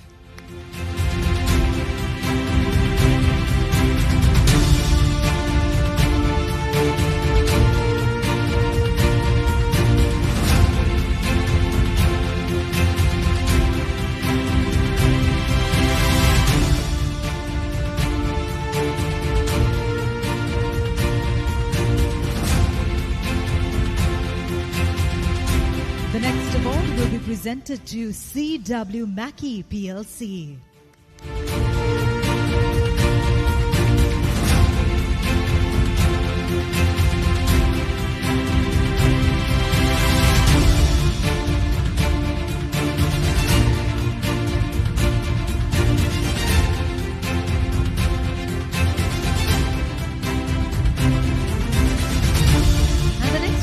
For Outstanding Exporters in Kernel Products category goes out to Expo Commodities Private Limited.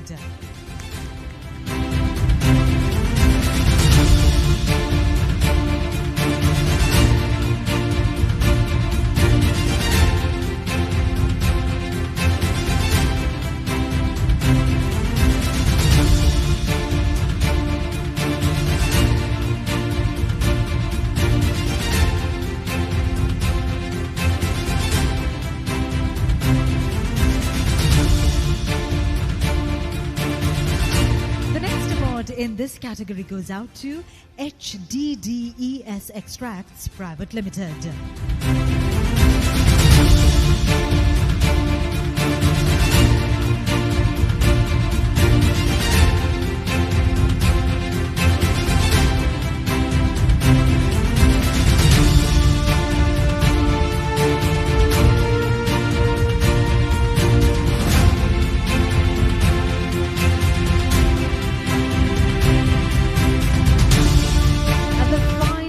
Award in this category where we recognize outstanding exporters in kernel products goes out to Metsu Exports Private Limited.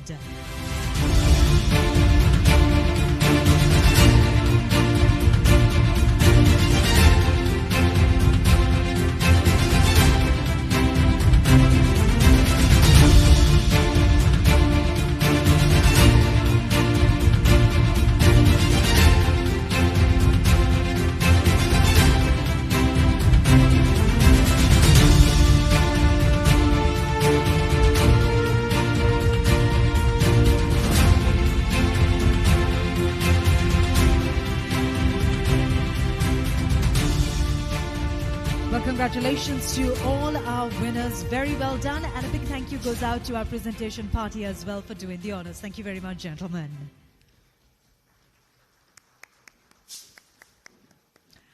All right, and with that, we're going to move into another wonderful performance that will be brought to you by the National Youth Services Council of Sri Lanka. Enjoy.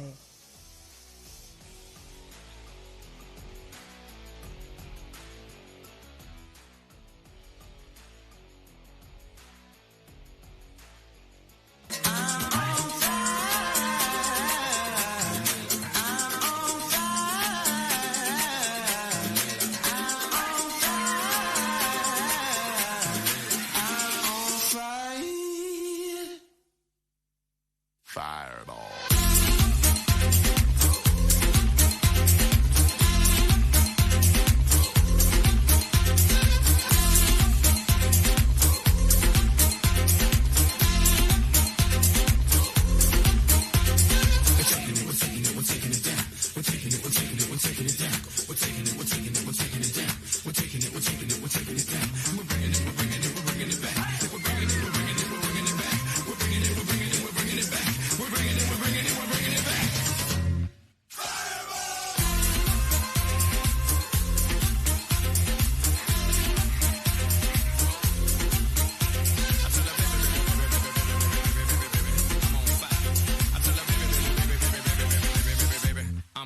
Fireball.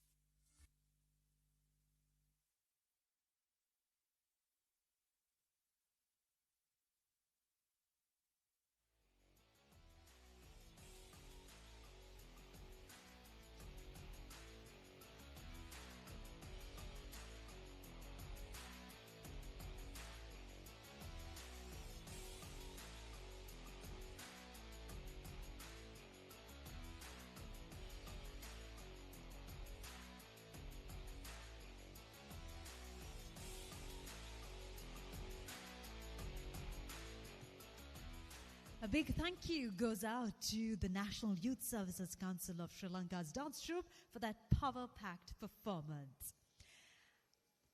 ගරු විද්‍යාරත්න මහතා ශ්‍රී ලංකාවේ වතු අංශය සංවර්ධනය සඳහා නොසැලෙන කැපවීමකින් කටයුතු කරන අතරම වතු ප්‍රජාවන් සඳහාද හොඳ යටිතල පහසුකම් සහ සමාජ ප්‍රගතිය සඳහාද කටයුතු කරයි. ඔහුගේ දැක්ම සහ නායකත්වය මෙම කර්මාන්තයේ තිරසාර වර්ධනය සඳහාද අනිවාර්යෙන් මඟ පාදයි. ඉතින් දැන් ඔබ සැම ඇමතීමට අපගේ ගෞරවනීය ආරාධනය යොමු වන්නේ අපගේ ප්‍රධාන ආරාධිත අමුත්තා ලෙස මෙහි සැපමිනි වැවිලි සහ ප්‍රජා යටිතල පහසුකම් අමාත්‍ය ගරු සමන්ත විද්‍යාරත්න මැතිතුමන්ටයි.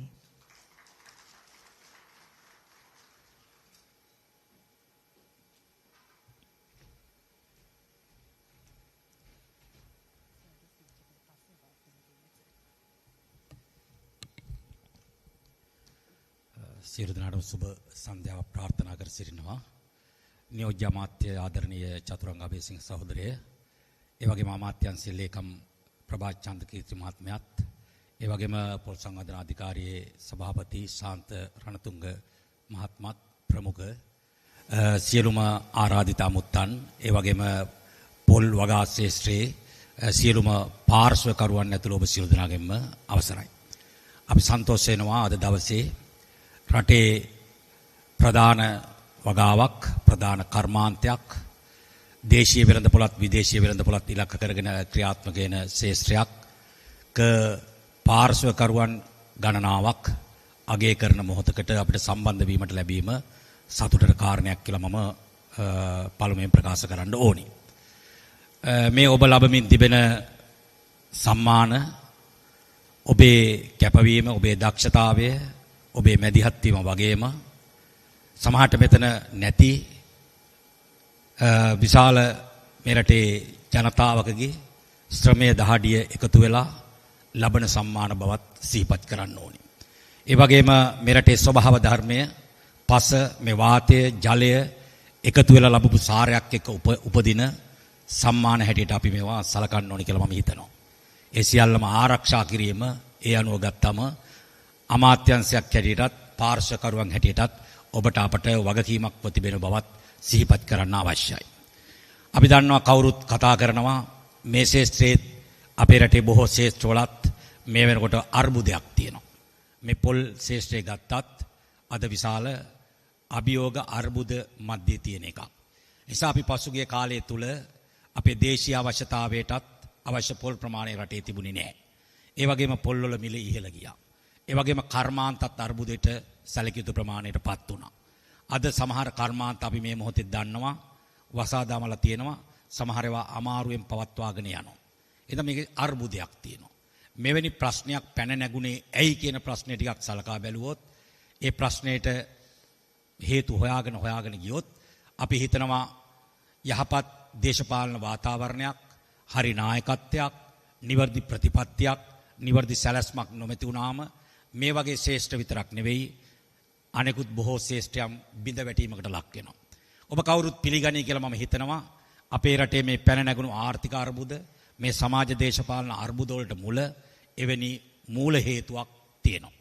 එමනම් මේ ශේෂ්ඨ ගොඩනැගීමට අපි පළමුවෙන්ම නිවැරදි ප්‍රතිපත්තියක්, දැක්මක්, සැලැස්මක් යටතේ, හරි නායකත්වයක් යටතේ රටේ හොඳ දේශපාලන වාතාවරණයක් උදා කරගත්තොත් තමයි ඔබට අපට විශ්වාසයක් තබලා මෙවැනි ශේෂ්ඨ ගොඩනගා ගන්න පුළුවන්කම ලැබෙන්නේ. ජාත්‍යන්තරයේ උනත් එවැනි තත්ත්වයක් රටක ස්ථාපිත වෙනවා නම් තමයි ආයෝජන එන්නේ, වෙළඳපොළක් නිර්මාණය වෙන්නේ එවැනි තත්ත්වයක් තුල. මම විශ්වාස කරනවා ඔබ බහුතරයක් හෝ පිළිගනී කියලා. අද වෙනකොට රටේ දේශපාලන ස්ථාවරත්වයක් වේගයෙන් ගොඩනැගෙමින් පවතිනවා. අපි දන්නවා පහුගිය ඉතිහාසයේ බැලුවම මෙවැනි අර්බුද වලට මුල පෑදිච්ච ඒවා දැන් කාටත් මම හිතනවා යම් අවබෝධයකට එමින් තිබෙනවා කියලා. රටේ ආර්ථිකය දුර්වල වෙලා ලෝක මට්ටමෙනුත් අපේ රට සම්බන්ධයෙන් තිබුණු විශ්වාසය බිඳ වැටෙනකොට පළුදු වෙනකොට ජාත්‍යන්තරයෙන් ලැබෙන සහයෝගයන් අපිට ටිකෙන් ටික අහිමි වෙන්න පටන් ගන්නවා. ආයෝජකයන් එන ප්‍රමාණය අහිමි වෙන්න පටන් ගන්නවා. වෙළඳ පොළවල් හැකිලෙන්න පටන් ගන්නවා. නමුත් ඒ හැකිලිච්ච දේවල් බිඳ වැටිච්ච දේවල් නැවත දලු ළමින් ආපහු නිර්මාණය වෙන්න පටන් අරගෙන තියෙනවා. එතකොට ඔබ කවුරුත් මේ දවස්වල දකින්න ඇති කියලා මම විශ්වාස කරනවා. ලෝකයක ඇගීමට ලක් වෙනවා, ප්‍රසාදයට ලක් වෙනවා. ලෝක බැංකුව වුණත්, ජාත්‍යන්තර මූල්‍ය අරමුදල වුණත් පහුගිය දවස්වල දක්වපු අදහස් වලින් ලෝකයෙන් එන අදහස් වලින් අපිට පේනවා ලෝකේ නැවතත් ශ්‍රී ලංකාව අභිමානයක් සහිතව ස්ථාවර වෙමින් ආර්ථික පැත්තෙන් නැගිටීමක් සිද්ධ වෙලා තියෙනවා. අන්නේ තත්ත්වයන් මේ වගේ ශේෂ්ත්‍රයන් වලට ඉදිරියට යන්න පාරවල් නිර්මාණය කරනවා කියන එක මම මේ මොහොතේ මතක් කරන්න ඕනි. ආර්ථිකයේ පැත්තෙන් පමණක් නැගිටීමකින් රටක් නැගිටින්න බෑ. අපි සමස්තයක් හැටියට අනෙකුත් ශේෂ්ත්‍ර ඇතුළේ ශක්තිමත් භාවයක් අත්පත් කරගන්න ඕනි. පොල් වගේම අපිට තියෙන පුරවැසියන් හැටියට වගකීම් ප්‍රමාණයක්. අපේ දරුවන්ට අනාගතයක් නිර්මාණය කරන්න. එවැනි තත්ත්වයක් ඇති කරන්න නම් රටේ නීතිය ආධිපත්‍ය හොඳින් තහවුරු වෙන්න ඕනකම තියෙනවා. මම විශ්වාස කරනවා දැන් ඔබට ඒ කෙරෙහි විශ්වාසයක්, ලෝකෙට ඒ කෙරෙහි විශ්වාසයක් ගොඩනැගෙමින් තියෙනවා. නීතිය ආධිපත්‍ය සමව නීතියට උඩින් කවුරුත් නැහැ කියන තත්ත්වයක් ඇතුළත තරාතිරම නොබලා මේ රටේ නීතිය ක්‍රියාත්මක වෙන්න පටන් අරන් තියෙනවා. මේ රට අපි පහුගිය කාලේ අර්බුද වලට යනකොට ඒවට බොහෝ ගොදුරු බවට පත් වුණා මේ රටේ අපේ දරුවන් පුරවැසියන් සමාජයක්. අපි දන්නවා මේ රටේ පාතාලේ ක්‍රියාත්මක වුණා. මේ රටේ කුඩු ක්‍රියාත්මක වුණා. ඉතින් අපි බොහෝ අර්බුද වලට මේ රට මුහුණ දීලා ඉන්න මොහොතක තමයි තාමත් අපි ඉන්නේ. නමුත් මම හිතනවා සැනසුම් සුසුම් හෙලන්න පුළුවන්. අනාගතයේ කෙරෙහි විශාල බලාපොරොත්තුවක් සහිතව රටේ වැසියන්ට කටයුතු කරන්න පුළුවන් වාතාවරණයක් උදා වෙලා තියෙනවා. අද පාතාලයේ මර්ධනය වෙමින් තියෙනවා. කුඩු මේ රටින් තුරන් කිරීමට අදාළව සැබෑ යුක්තියේ මෙහෙයුම් ක්‍රියාත්මක වෙන්න පටන් අරන් තියෙනවා. අන්න එවැනි වාතාවරණයක් රහිතව වැවිලි ශේෂ්ත්‍රයේ අපිට පොල් වෙන්න පුළුවන්, තේ වෙන්න පුළුවන්, රබර් වෙන්න පුළුවන්, කුරුඳු වෙන්න පුළුවන්. ඒ ශේෂ්ත්‍ර ගොඩනගන්න පුළුවන් කියලා අපි විශ්වාස කරන්නේ. ඒකට අදාළ අඩිතාලම සමාජ වටපිටාව නිර්මාණය වීම අත්‍යවශ්‍යයි. ඉතින් දේශපාලන ව්‍යාපාරයක් හැටියට අපේ ජනාධිපති අරුණ කුමාර දිසානායක සහෝදරයාගේ නායකත්වයෙන් අපි දැන් අවුරුද්දක් වගේ පිරෙන්න යනවා ජනාධිපති ධූරයේ ලබාගෙන ඒ කාලය තුල ඒ ස්ථාවරත්වයේ ක්‍රමයෙන් අපි ගොඩනගමින් තියෙනවා. අන්නේ ගොඩනැගීම සමගම අපි මේ වැවිලි ශේෂ්ත්‍රයේ අද රටේ තියෙන තත්ත්වයක් විග්‍රහ කරගෙන ඊට අදාළ සැලසුම් දියත් කරමින් මේ ශේෂ්ත්‍රයත් ගොඩනැගීමට දැඩි කැපවීමක් රජයක් හැටියට, පාලකයෝ හැටියටත්, අපි අමාත්‍යංශයක් හැටියටත්, පොල් සංවර්ධන අධිකාරිය, පොල් සංවර්ධන මණ්ඩලය, පොල් පර්යේෂණ ආයතනය ඇතුළු ආයතන ඔක්කොම ඒකාබද්ධ වෙලා. ඔවුන් විතරක් ඒකාබද්ධ වෙලා මේ කාර්ය කරන්න බෑ. පාර්ශවකරුවෝ හැටියට වගාවේ නියැලෙන අය, නිෂ්පාදකයෝ, මේවා අපනයනය කරන වෙළඳ ප්‍රජාව සියල්ල අත්වල බැඳගෙන අපි ඉලක්කයක් සකස් කරලා තියෙනවා මේ වැටිච්ච ශේෂ්ත්‍රේ නගා සිටවලා ඔබ කාටත් ඒ ශේෂ්ත්‍රය ඇතුලේ ජයග්‍රහණ අත්පත් කරලා දෙන්න අපි සැලසුමක් හදලා තියෙනවා. මම විශේෂයෙන්ම ස්තුතිවන්ත වෙනවා. මේ ප්‍රතිපත්ති සහ සැලසුම් සකස් කරන්න උදව්පදව් කරපු සෑම පාර්ශවයකට. විශේෂයෙන් යුනිඩෝ ආයතනය, ඒ වගේම අපේ පාර්ශවකරුවන්, මේ ශේෂ්ත්‍රයේ විද්වතුන් එකතු වෙලා අපි මේවා සඳහා සැලසුම් හැදුවා. මම විශේෂයෙන්ම කෘතවේදීව මතක් කරන්න ඕනි. අපි රජයක් පිහිටවන්නට පෙර ආතුව අපි වටා විද්වත් සංවිධාන ගොඩ නැගුණා. එතන වසර ගානක සිට ඔය විවිධ ශේෂ්ත්‍රවල අධ්‍යක්ෂින් තියන අය එකතු කරලා අපි එක් ශේෂ්ත්‍රවලට ප්‍රතිපත්ති සම්පාදනය කරා. වැවිලි ශේෂ්ත්‍රයට ප්‍රතිපත්ති සම්පාදනය කරා. ඒ තුල අපි සාකච්ඡා කරා මේ පොල් වගේ ශේෂ්ත්‍රයක් විශේෂයෙන්ම අපි දකිනවා මේ ශේෂ්ත්‍රයේ ආර්ථික වශයෙන් වැදගත් ප්‍රධාන පාර්ශ්වයක් තුනක් අපි අඳුරගෙන තියෙනවා. එකක් අපිට එක පැත්තෙන් ගත්තොත් මේ රටේ පරිභෝජනයේ සඳහා ආහාර සුරක්ෂිතතාවය සඳහා ඉතිහාසයක් සිට අපිට පොල් විශේෂ දායකත්වයක් සපයලා තියෙනවා. ඉතින් ආහාර සුරක්ෂිතතාවය මේකේ වැදගත් අංගයක් කොට අපි සලකනවා. ඒ වගේම ග්‍රාමීය ප්‍රජාවේ සිට මේ නිෂ්පාදනයේ නියැලෙන ඔබ, ඒ වගේ අපනයනේ නියැලෙන වෙළඳ ප්‍රජාව දක්වා ආර්ථික වශයෙන් මේක සෑහෙන දායකත්වයක් සපයනවා. ඒ ප්‍රජාවේ ශක්තිය නගා සිටවන්න අපිට මේ පොල් ශේෂ්ත්‍රය ඉතා වැදගත් වෙනවා.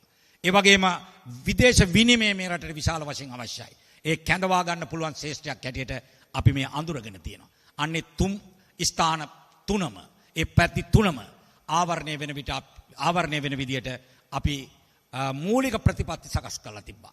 බලය ගැනීම සමගම තවත් අපි මේක පෝෂණය කරලා දැන් අපි 5 අවුරුදු උපාය මාර්ගික සැලැස්මකට අවතීර්ණ වෙලා ඉන්නේ. 5 අවුරුදු උපාය මාර්ගික සැලැස්මකට අවතීර්ණ වෙලා තියෙන්නේ. ලංකාවේ ප්‍රධාන භෝගේ වී දෙවෙනි හැටියට අපිට ගන්න පුළුවන් ලංකාවේ කොතන ගියත් අපිට පොල් රුප්පාවන් පේන්න පටන් ගන්න තියෙනවා. පොල් වගාව.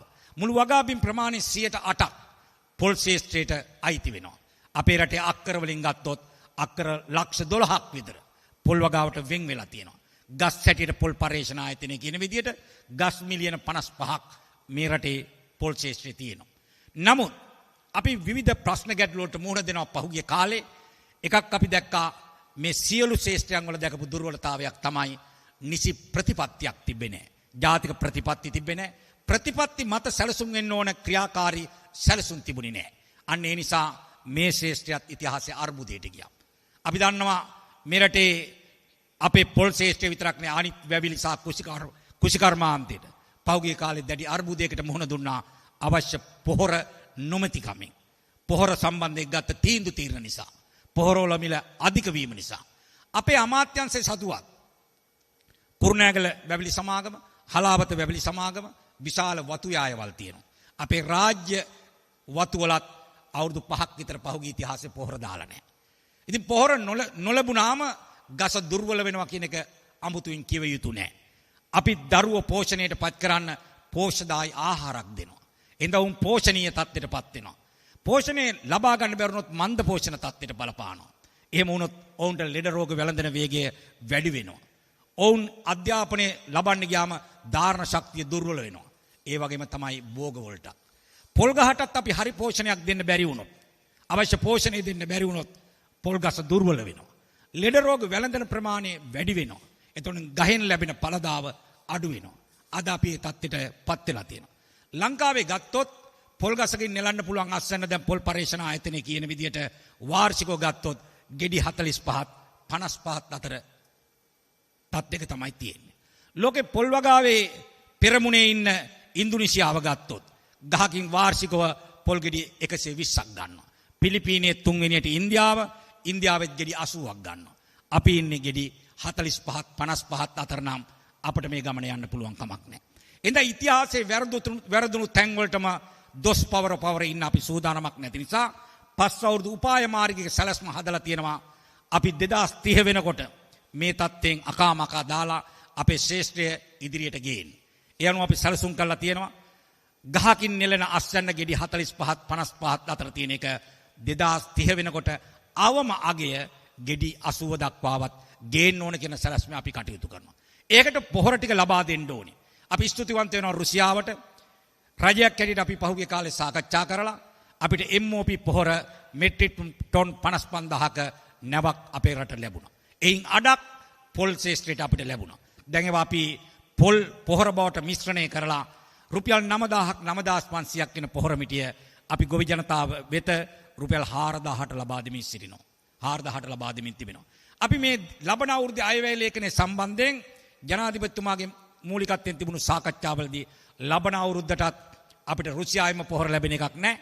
මහජන මුදල් බදු මුදල් පාවිච්චි කරලා පොහොර සානාධාරය අපි පොල් ශේෂ්ත්‍රයට ලබා ගන්න ඉල්ලීම් කරලා තියෙනවා. අපි සුබවාදීව ඒ දෙස බලා සිටිනවා. මේ ශේෂ්ත්‍රය ගොඩනගන්න අවශ්‍ය පහසුකම් දෙනවා. අපි ජනාධිපතිතුමාගේ මූලිකත්වයෙන් මේ සැප්තැම්බර් 2 වෙනිදා තිබුණා ලෝක පොල් දිනේ. අපි ඒක සැමරුවේ උතුරේ පළවෙනි පොල් බීජ ගොවිපළ විවෘත කරලා.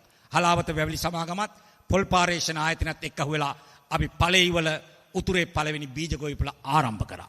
උතුරු පොල් ත්‍රිකෝණය අපි ආරම්භ කරා. සිලාවතුර, කෝකිලායි, පේදුරු තුඩුව යාවෙන දිස්ත්‍රික් 5ක පොල් ත්‍රිකෝණය අපි ආරම්භ කරා. අක්කර 16000ක පොල් වගාව අපි ආරම්භ කරා. මුලතිව් දිස්ත්‍රික්කයේ පුදුකුඩිරිප්පු නගරයේදී 16000ක් පොල් වගාකරුවන් සහ ඒ ශේෂ්ත්‍රයේ ඉන්න නිෂ්පාදකයන් දිරිගන්වන්න අදාළ අපි සහයෝගය අතහිත දෙන්න ආරම්භ කරා. ඒ විදිහට අපි බලාපොරොත්තු වෙනවා මේ රටේ මේ තියෙන තැන ඉඳන් පොල් වගාව අලුත් තැනකට ගේන්න.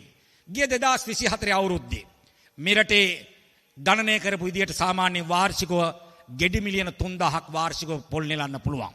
නමුත් ගිය අවුරුද්දේ අපිට ගෙඩි මිලියන 3000 ගන්න බැරි වුණා. 2024 අපි නෙලාගෙන තිබුණේ පොල් ගෙඩි මිලියන 2754යි. අපි ඒක ඇස්තමේන්තු කරලා තියෙනවා.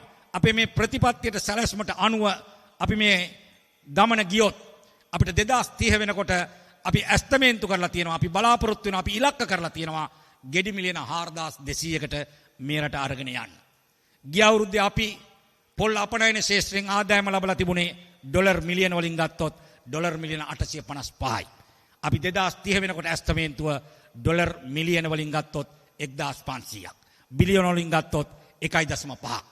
අපි ඉස්සලා කතා කරලා කිව්වා වගේ ලෝක වෙළඳපොළ හැසිරෙන විදිය අපි අධ්‍යයනය කරමින් ඉන්නවා. බලාගෙන ඉන්නවා. ලෝක වෙළඳපොළේ පොල් වලට තියෙන ඉල්ලුම වේගෙන් වර්ධනය වෙමින් තියෙනවා. පොල් වලට අගය එකතු කිරීම සමහර අනෙකුත් භෝගත් එක ගත්තොත් වේගෙන් වැඩි වෙමින් තියෙනවා. ඒ වෙළඳපොළේ ලාංකීය පංගුව ගන්න අපි බලාගෙන ඉන්නවා. ඒකට අපි මේ ශේෂ්ත්‍රය වර්ධනය කරන්න සූදානම් කියන පණිවිඩය මම දෙනවා. මේක අපිට තනියම කරන්න බෑ. මේ රටක් නැගිටවන්න නම් මේ ශේෂ්ත්‍රයේ සියලු පාර්ශ්ව එකතු වෙන්න ඕනේ. රජය එක පාර්ශ්වයක්, වගාකරුවන් තව පාර්ශ්වයක්, කර්මාන්තකරුවන් තවත් පාර්ශ්වයක්. ඒ වෙළඳාමේ නියැලෙන, අපනයනේ නියැලෙන දේශීය වෙළඳපොළේ ඉන්න අපේ වෙළඳ මහත්තුරුන් තවත් පාර්ශ්වයක්. අපි ඔබගෙන් සහයෝගය ඉල්ලනවා. මේ සහයෝගයෙන් මේ ගොඩ නැගෙන අපේ පොල් ශේෂ්ත්‍රයේ සංවර්ධනය නැවත ඔබට ආපිට ප්‍රතිලාභ ගෙනත් දෙනවා. දැන් මේ ශේෂ්ත්‍රය නගා සිටවන්න නම් ඔය සියලු දෙනා එකතු පහදු විය යුතුව තිබෙනවා. අපි තේ ශේෂ්ත්‍රය ගත්තොත් තේ කර්මාන්තකරුවන්ගෙන් අපි පහුගිය කාලේ ඉල්ලුම් කරා රාජ්‍ය ශේෂ්ත්‍රයේ රජයට තියෙන හැකියාව යම් සීමිත භාවයක් තියෙනවා. රාජ්‍යයේ මූල්‍ය සම්පතේ සීමිත භාවයක් තියෙනවා. එහෙනම් අපිට නිලධාරීන් යොදවනකොට ශේෂ්ත්‍රයේ නිලධාරීන් අඩුයි. එහෙනම් අපි තේ කර්මාන්තකරුවන්ගෙන් ඉල්ලුවා ඔබට පුළුවන් ද ශේෂ්ත්‍ර නිලධාරීන් යොදවන්න යම් වැටුපක් දීලා. අපි අමාත්‍යංශය හැටියට බාර ගන්නම් ඔවුන් පුහුණු කරලා ශේෂ්ත්‍රයට යොදවන්න. ඔවුන් ඒකට එකඟ වුණා. ඊයේත් මෙතනම තිබුණා අපේ තේ කර්මාන්ත ශාලා හිමියන්ගේ 35 වෙනි සමුළුව. අපි ඔවුන්ට එතෙන්දී ස්තුතිවන්ත වුණා. ඔවුන් ශේෂ්ත්‍ර නිලධාරීන් පත් කරලා දැන් කොහොමද මේ වගාව කරන්නේ? ගුණාත්මක දළු නෙලන්නේ කොහොමද? පොහොර දාන්නේ කොහොමද? වගාව කරන්නේ කොහොමද? ඔවුන්ගේ නියෝජිතව දැන් ගම් බිම් වල සැරිසරමින් තේ ශේෂ්ත්‍රයේ ඉහළට ගන්න ඔවුන් උත්සාහ ගන්නවා. ඒ ශේෂ්ත්‍රයට අපිට සැලැස්මක් තියෙනවා. එදා අපි ඔබෙන් ඉල්ලනවා මේ ශේෂ්ත්‍රයේ නගා සිටවන්න අපි ඔබත් එකතු වෙලා බිම් මට්ටමේ යම් ක්‍රියාකාරීත්වයකට එමු කියලා මම ඔබට යෝජනා කරනවා. අන්න එහෙම කරලා මේ ශේෂ්ත්‍රයේ නගා සිටවමු කියලා මම ඉල්ලීමක් කරනවා. එඳා අද මේ ලබන සම්මාන හෙට දවසේ ශක්තියක් වෙලා මේ ශේෂ්ත්‍රයේ සංවර්ධනයේ ඉනිපෙත්තට අරගෙන යන්න සියලු පාර්ශ්වකරුවන්ට මම සුභාශිංසන එකතු කරමින් මම නවතිනවා. බෙහිම්ම ස්තුතියි.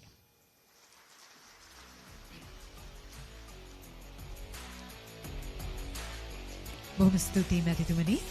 And we kindly request you to please remain on stage as we now move on to the rest of the awards presentation. And in order to join Honorable Samantha Vidyaratna on stage, we'd like to invite Mr. Prabhat Chandrakirti, Secretary of the Ministry of Plantation and Community Infrastructure, Mr. Shantaranatunga, Chairman of the Coconut Development Authority, Professor J.R.P. Jayakodi, Member of Board of Directors of the Coconut Development Authority, Mr. M.M.C.K.K. Manapperuma, Director General of the Coconut Development Authority, and Mrs. W.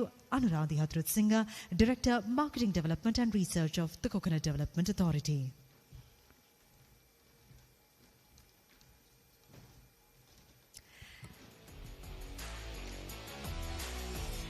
Ladies and gentlemen, we begin the final award segment of this evening, and that's with recognizing outstanding exporters substrate products category.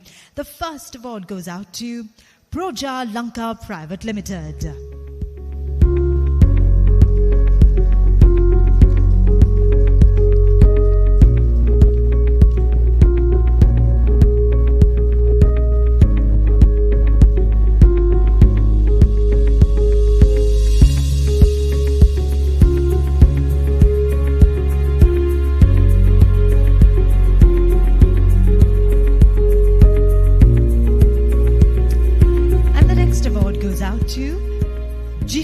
Products SL Private Limited.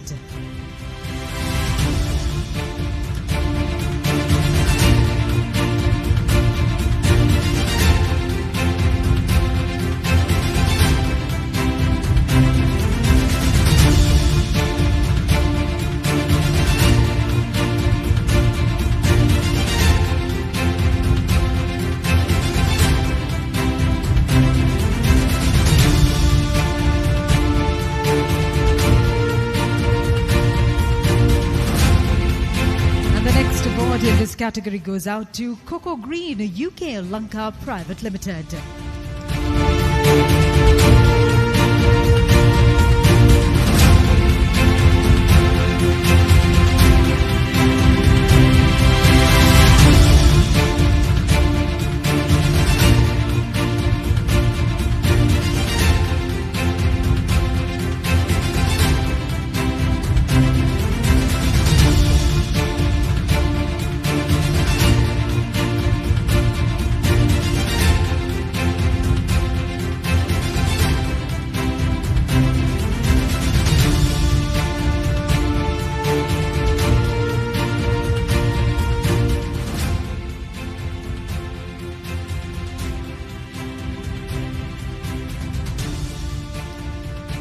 Well, ladies and gentlemen, the best award for the Outstanding Exporters and Substrate Products category goes out to Botanicoya Lanka Private Limited.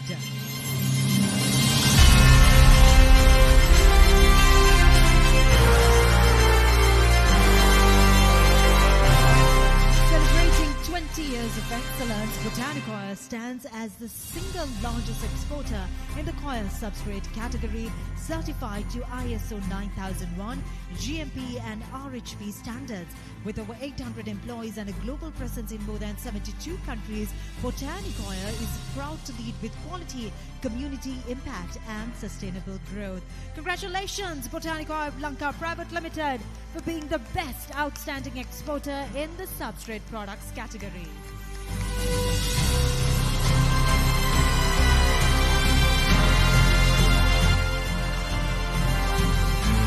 And now we move on to the awards in the Outstanding Exporters Kernel Products category. And the first award goes out to Witchy Plantation Company Private Limited.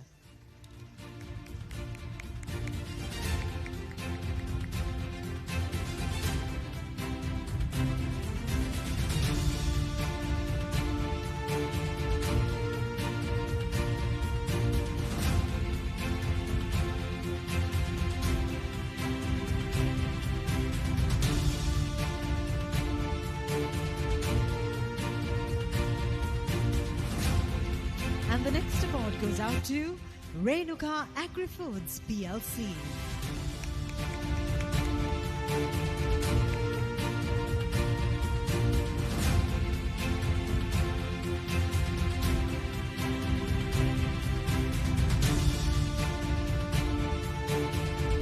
Once again, we invite Renuka Agri-Foods PLC to accept their award.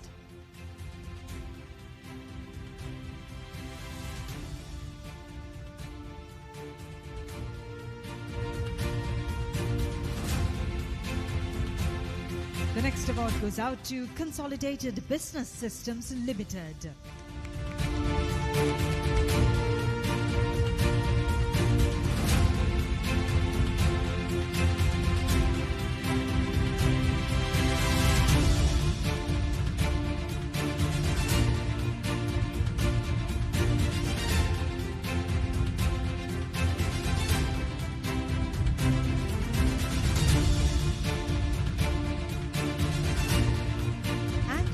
Award for Outstanding Exporters in Kernel Products category goes out to Jane D Export Private Limited.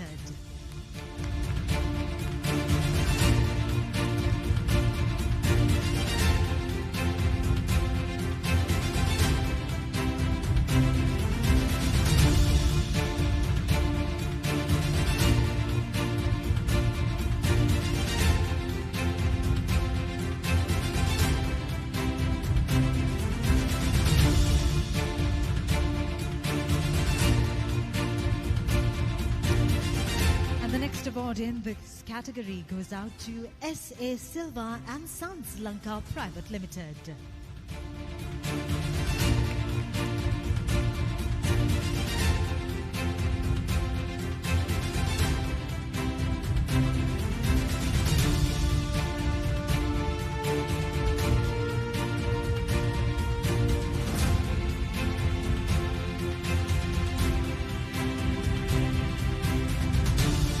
Award will be presented to Sena Mills Refineries Exports Private Limited.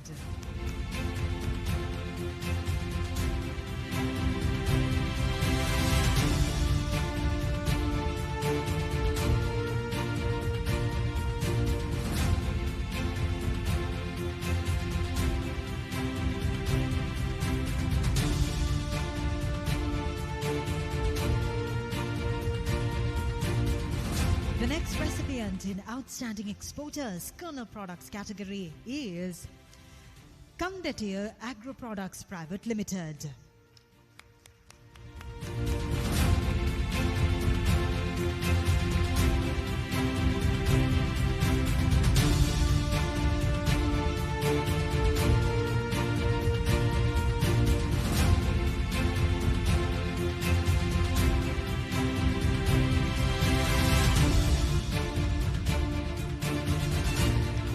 The next award goes out to CBL Global Foods Limited.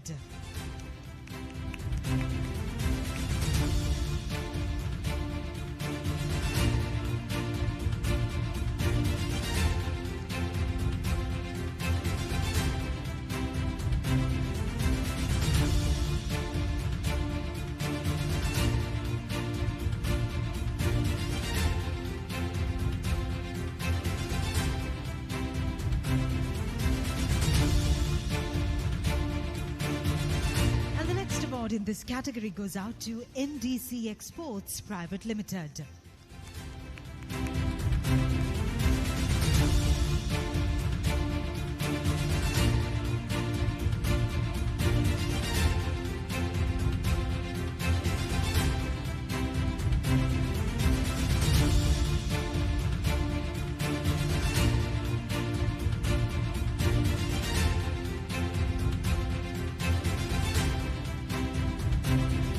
Outstanding Exporters in Kernel Products, the next award goes out to Adam G. Lukman G. Private Limited.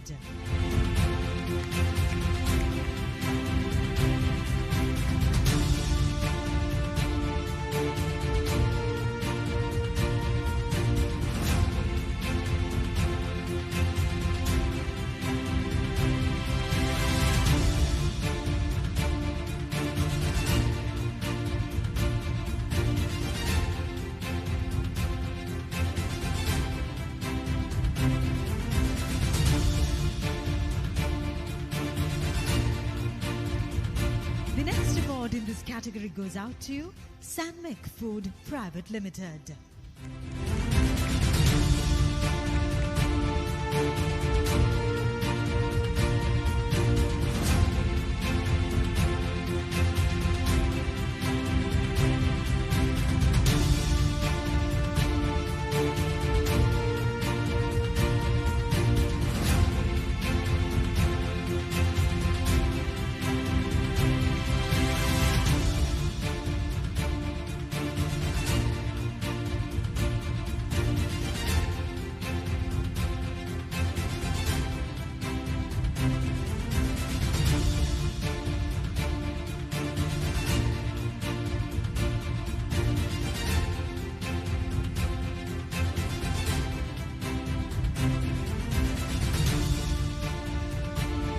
To accept the next award, we invite Silver Mill Natural Beverages Private Limited.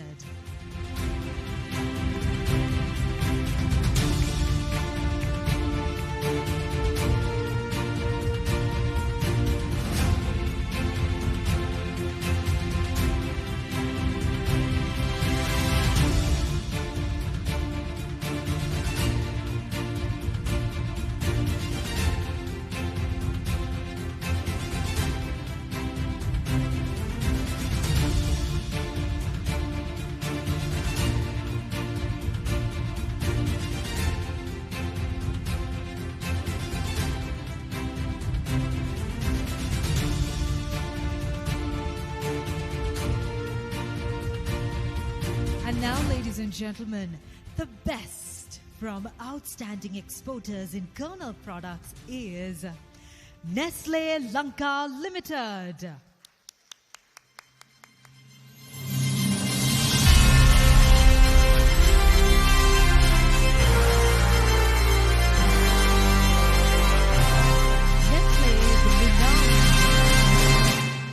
Nestle, the renowned Good Food, Good Life company, has been a part of Sri Lankan lives for over 118 years. Leveraging its strong footprint in the country, the company exports its iconic Maggi coconut milk powder to more than 50 countries, positioning itself as one of the leading exporters of the product. Congratulations, Nestle Lanka Limited, Best Outstanding Exporter in Corona Products.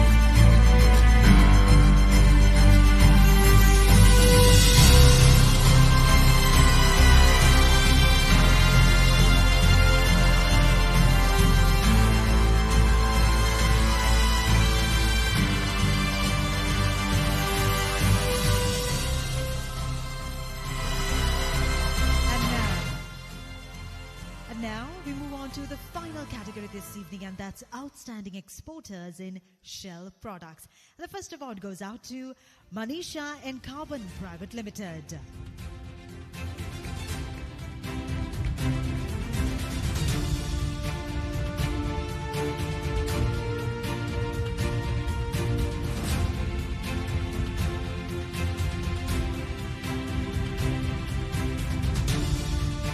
And the next award goes out to Jacoby Carbons Lanka Private Limited.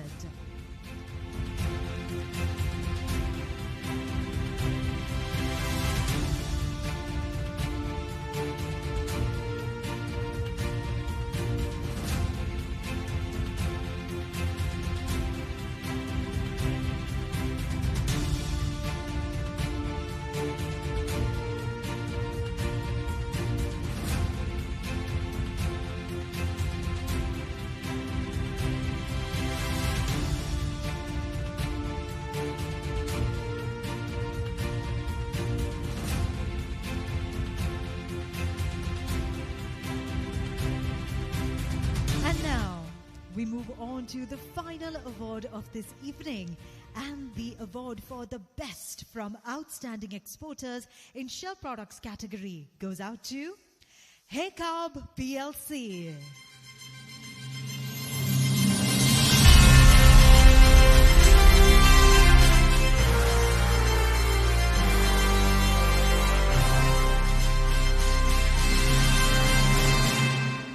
Incorporated in 1973, Haycarb PLC is a global leading coconut shell-based activated carbon, holding a 16% share of the world market, with manufacturing facilities in Sri Lanka, Indonesia and Thailand, and marketing subsidiaries in the USA and Australia. Haycarb delivers advanced sustainable carbon solutions across diverse industries worldwide, while contributing significantly to Sri Lanka's national economy with export earnings. Everyone, a big round of applause for Haycarb PLC. Outstanding Exporter, Shell Products category.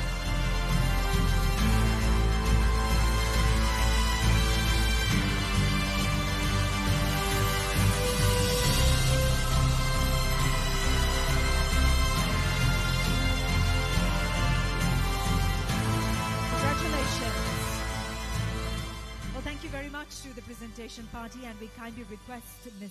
Hathurusingha to please remain on stage. And now, ladies and gentlemen, in order to propose the vote of thanks, we cordially invite Ms. Anuradhi Hathurusingha, Director, Marketing Development and Research at the Coconut Development Authority.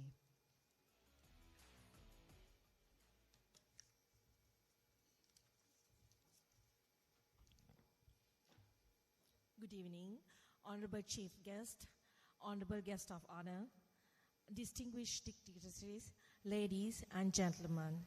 On behalf of the Coconut Development Authority, it is my privilege to extend our heartfelt gratitude to the Ministry of Plantation and Community Infrastructure, led by our Chief Guest, Honorable Minister of Plantation and Community Infrastructure, Mr. Samantha Vidyaratna, together with Mr. Prabhat Chandrakirti, Secretary to the Ministry of Plantation and Community Infrastructure, for their guidance and presence today. We also extend our special thanks to the Ministry of Industry and Entrepreneurship Development, represented by Honorable Deputy Minister of Industry and Entrepreneurship Development, Mr. Chaturanga Abesingha, whose continuous efforts to streamline this industry, together with his invaluable speech and gracious presence here today. have added immense value to this occasion. We equally acknowledge the officials of the Presidential Secretariat for their valued support. Our sincere appreciation goes to the Coconut Cultivation Board, the Coconut Research Institute, the Export Development Board, United Nations Industrial Development Organization, particularly its country representation in Sri Lanka, and the project leadership teams, the Ceylon Chamber of Coconut Industries, and to Mr. Indika Pereira, Group CEO of Vichy Plantations, for his valuable presence and inspiring insights this evening. I also wish to thank the Board of Directors of the CDA, the Cultural Department, and National Youth Council dancing troops, our event management team, including CDA officials, and the Monarch Imperial for their impeccable hosting today. Above all, my deep thanks go to our Chairman, Director General, key officials, and every member of the CDA staff whose dedication made this evening possible. We are especially grateful to our industry partners whose generosity has strengthened both today's ceremony and the World Coconut Day commemorated held in the Mullaitivu district on the 2nd of September 2025. The Coconut Milk Manufacturers Association deserves special thanks for the sponsoring the fellowship tonight, and the Jayanti Exports made a remarkable contribution by supporting the event and presenting the beautiful gift packs that added special value to this evening. Our deep appreciation also goes to Heka PLC, Jacobi Carbons Lanka, and Lanka Carbon Activators for their invaluable sponsorships at the World Coconut Day celebrations held in Pudukudu Irippu, Mullaitivu district. Equally, we recognize Nisuda Cocoa Products and the Coconut Tetraben for powering the exhibition at Mullaitivu, Amra Sugar for their generous support towards uplifting SMEs, and the Silver Mill Group of companies for their exceptional contribution to the industry's success. Ladies and gentlemen, today we celebrated not only the excellence but also unity, the collective spirit that drives Sri Lanka's coconut industry forward. Let us continue this journey together, carrying the pride of our nation and the promise of greater achievements. Thank you.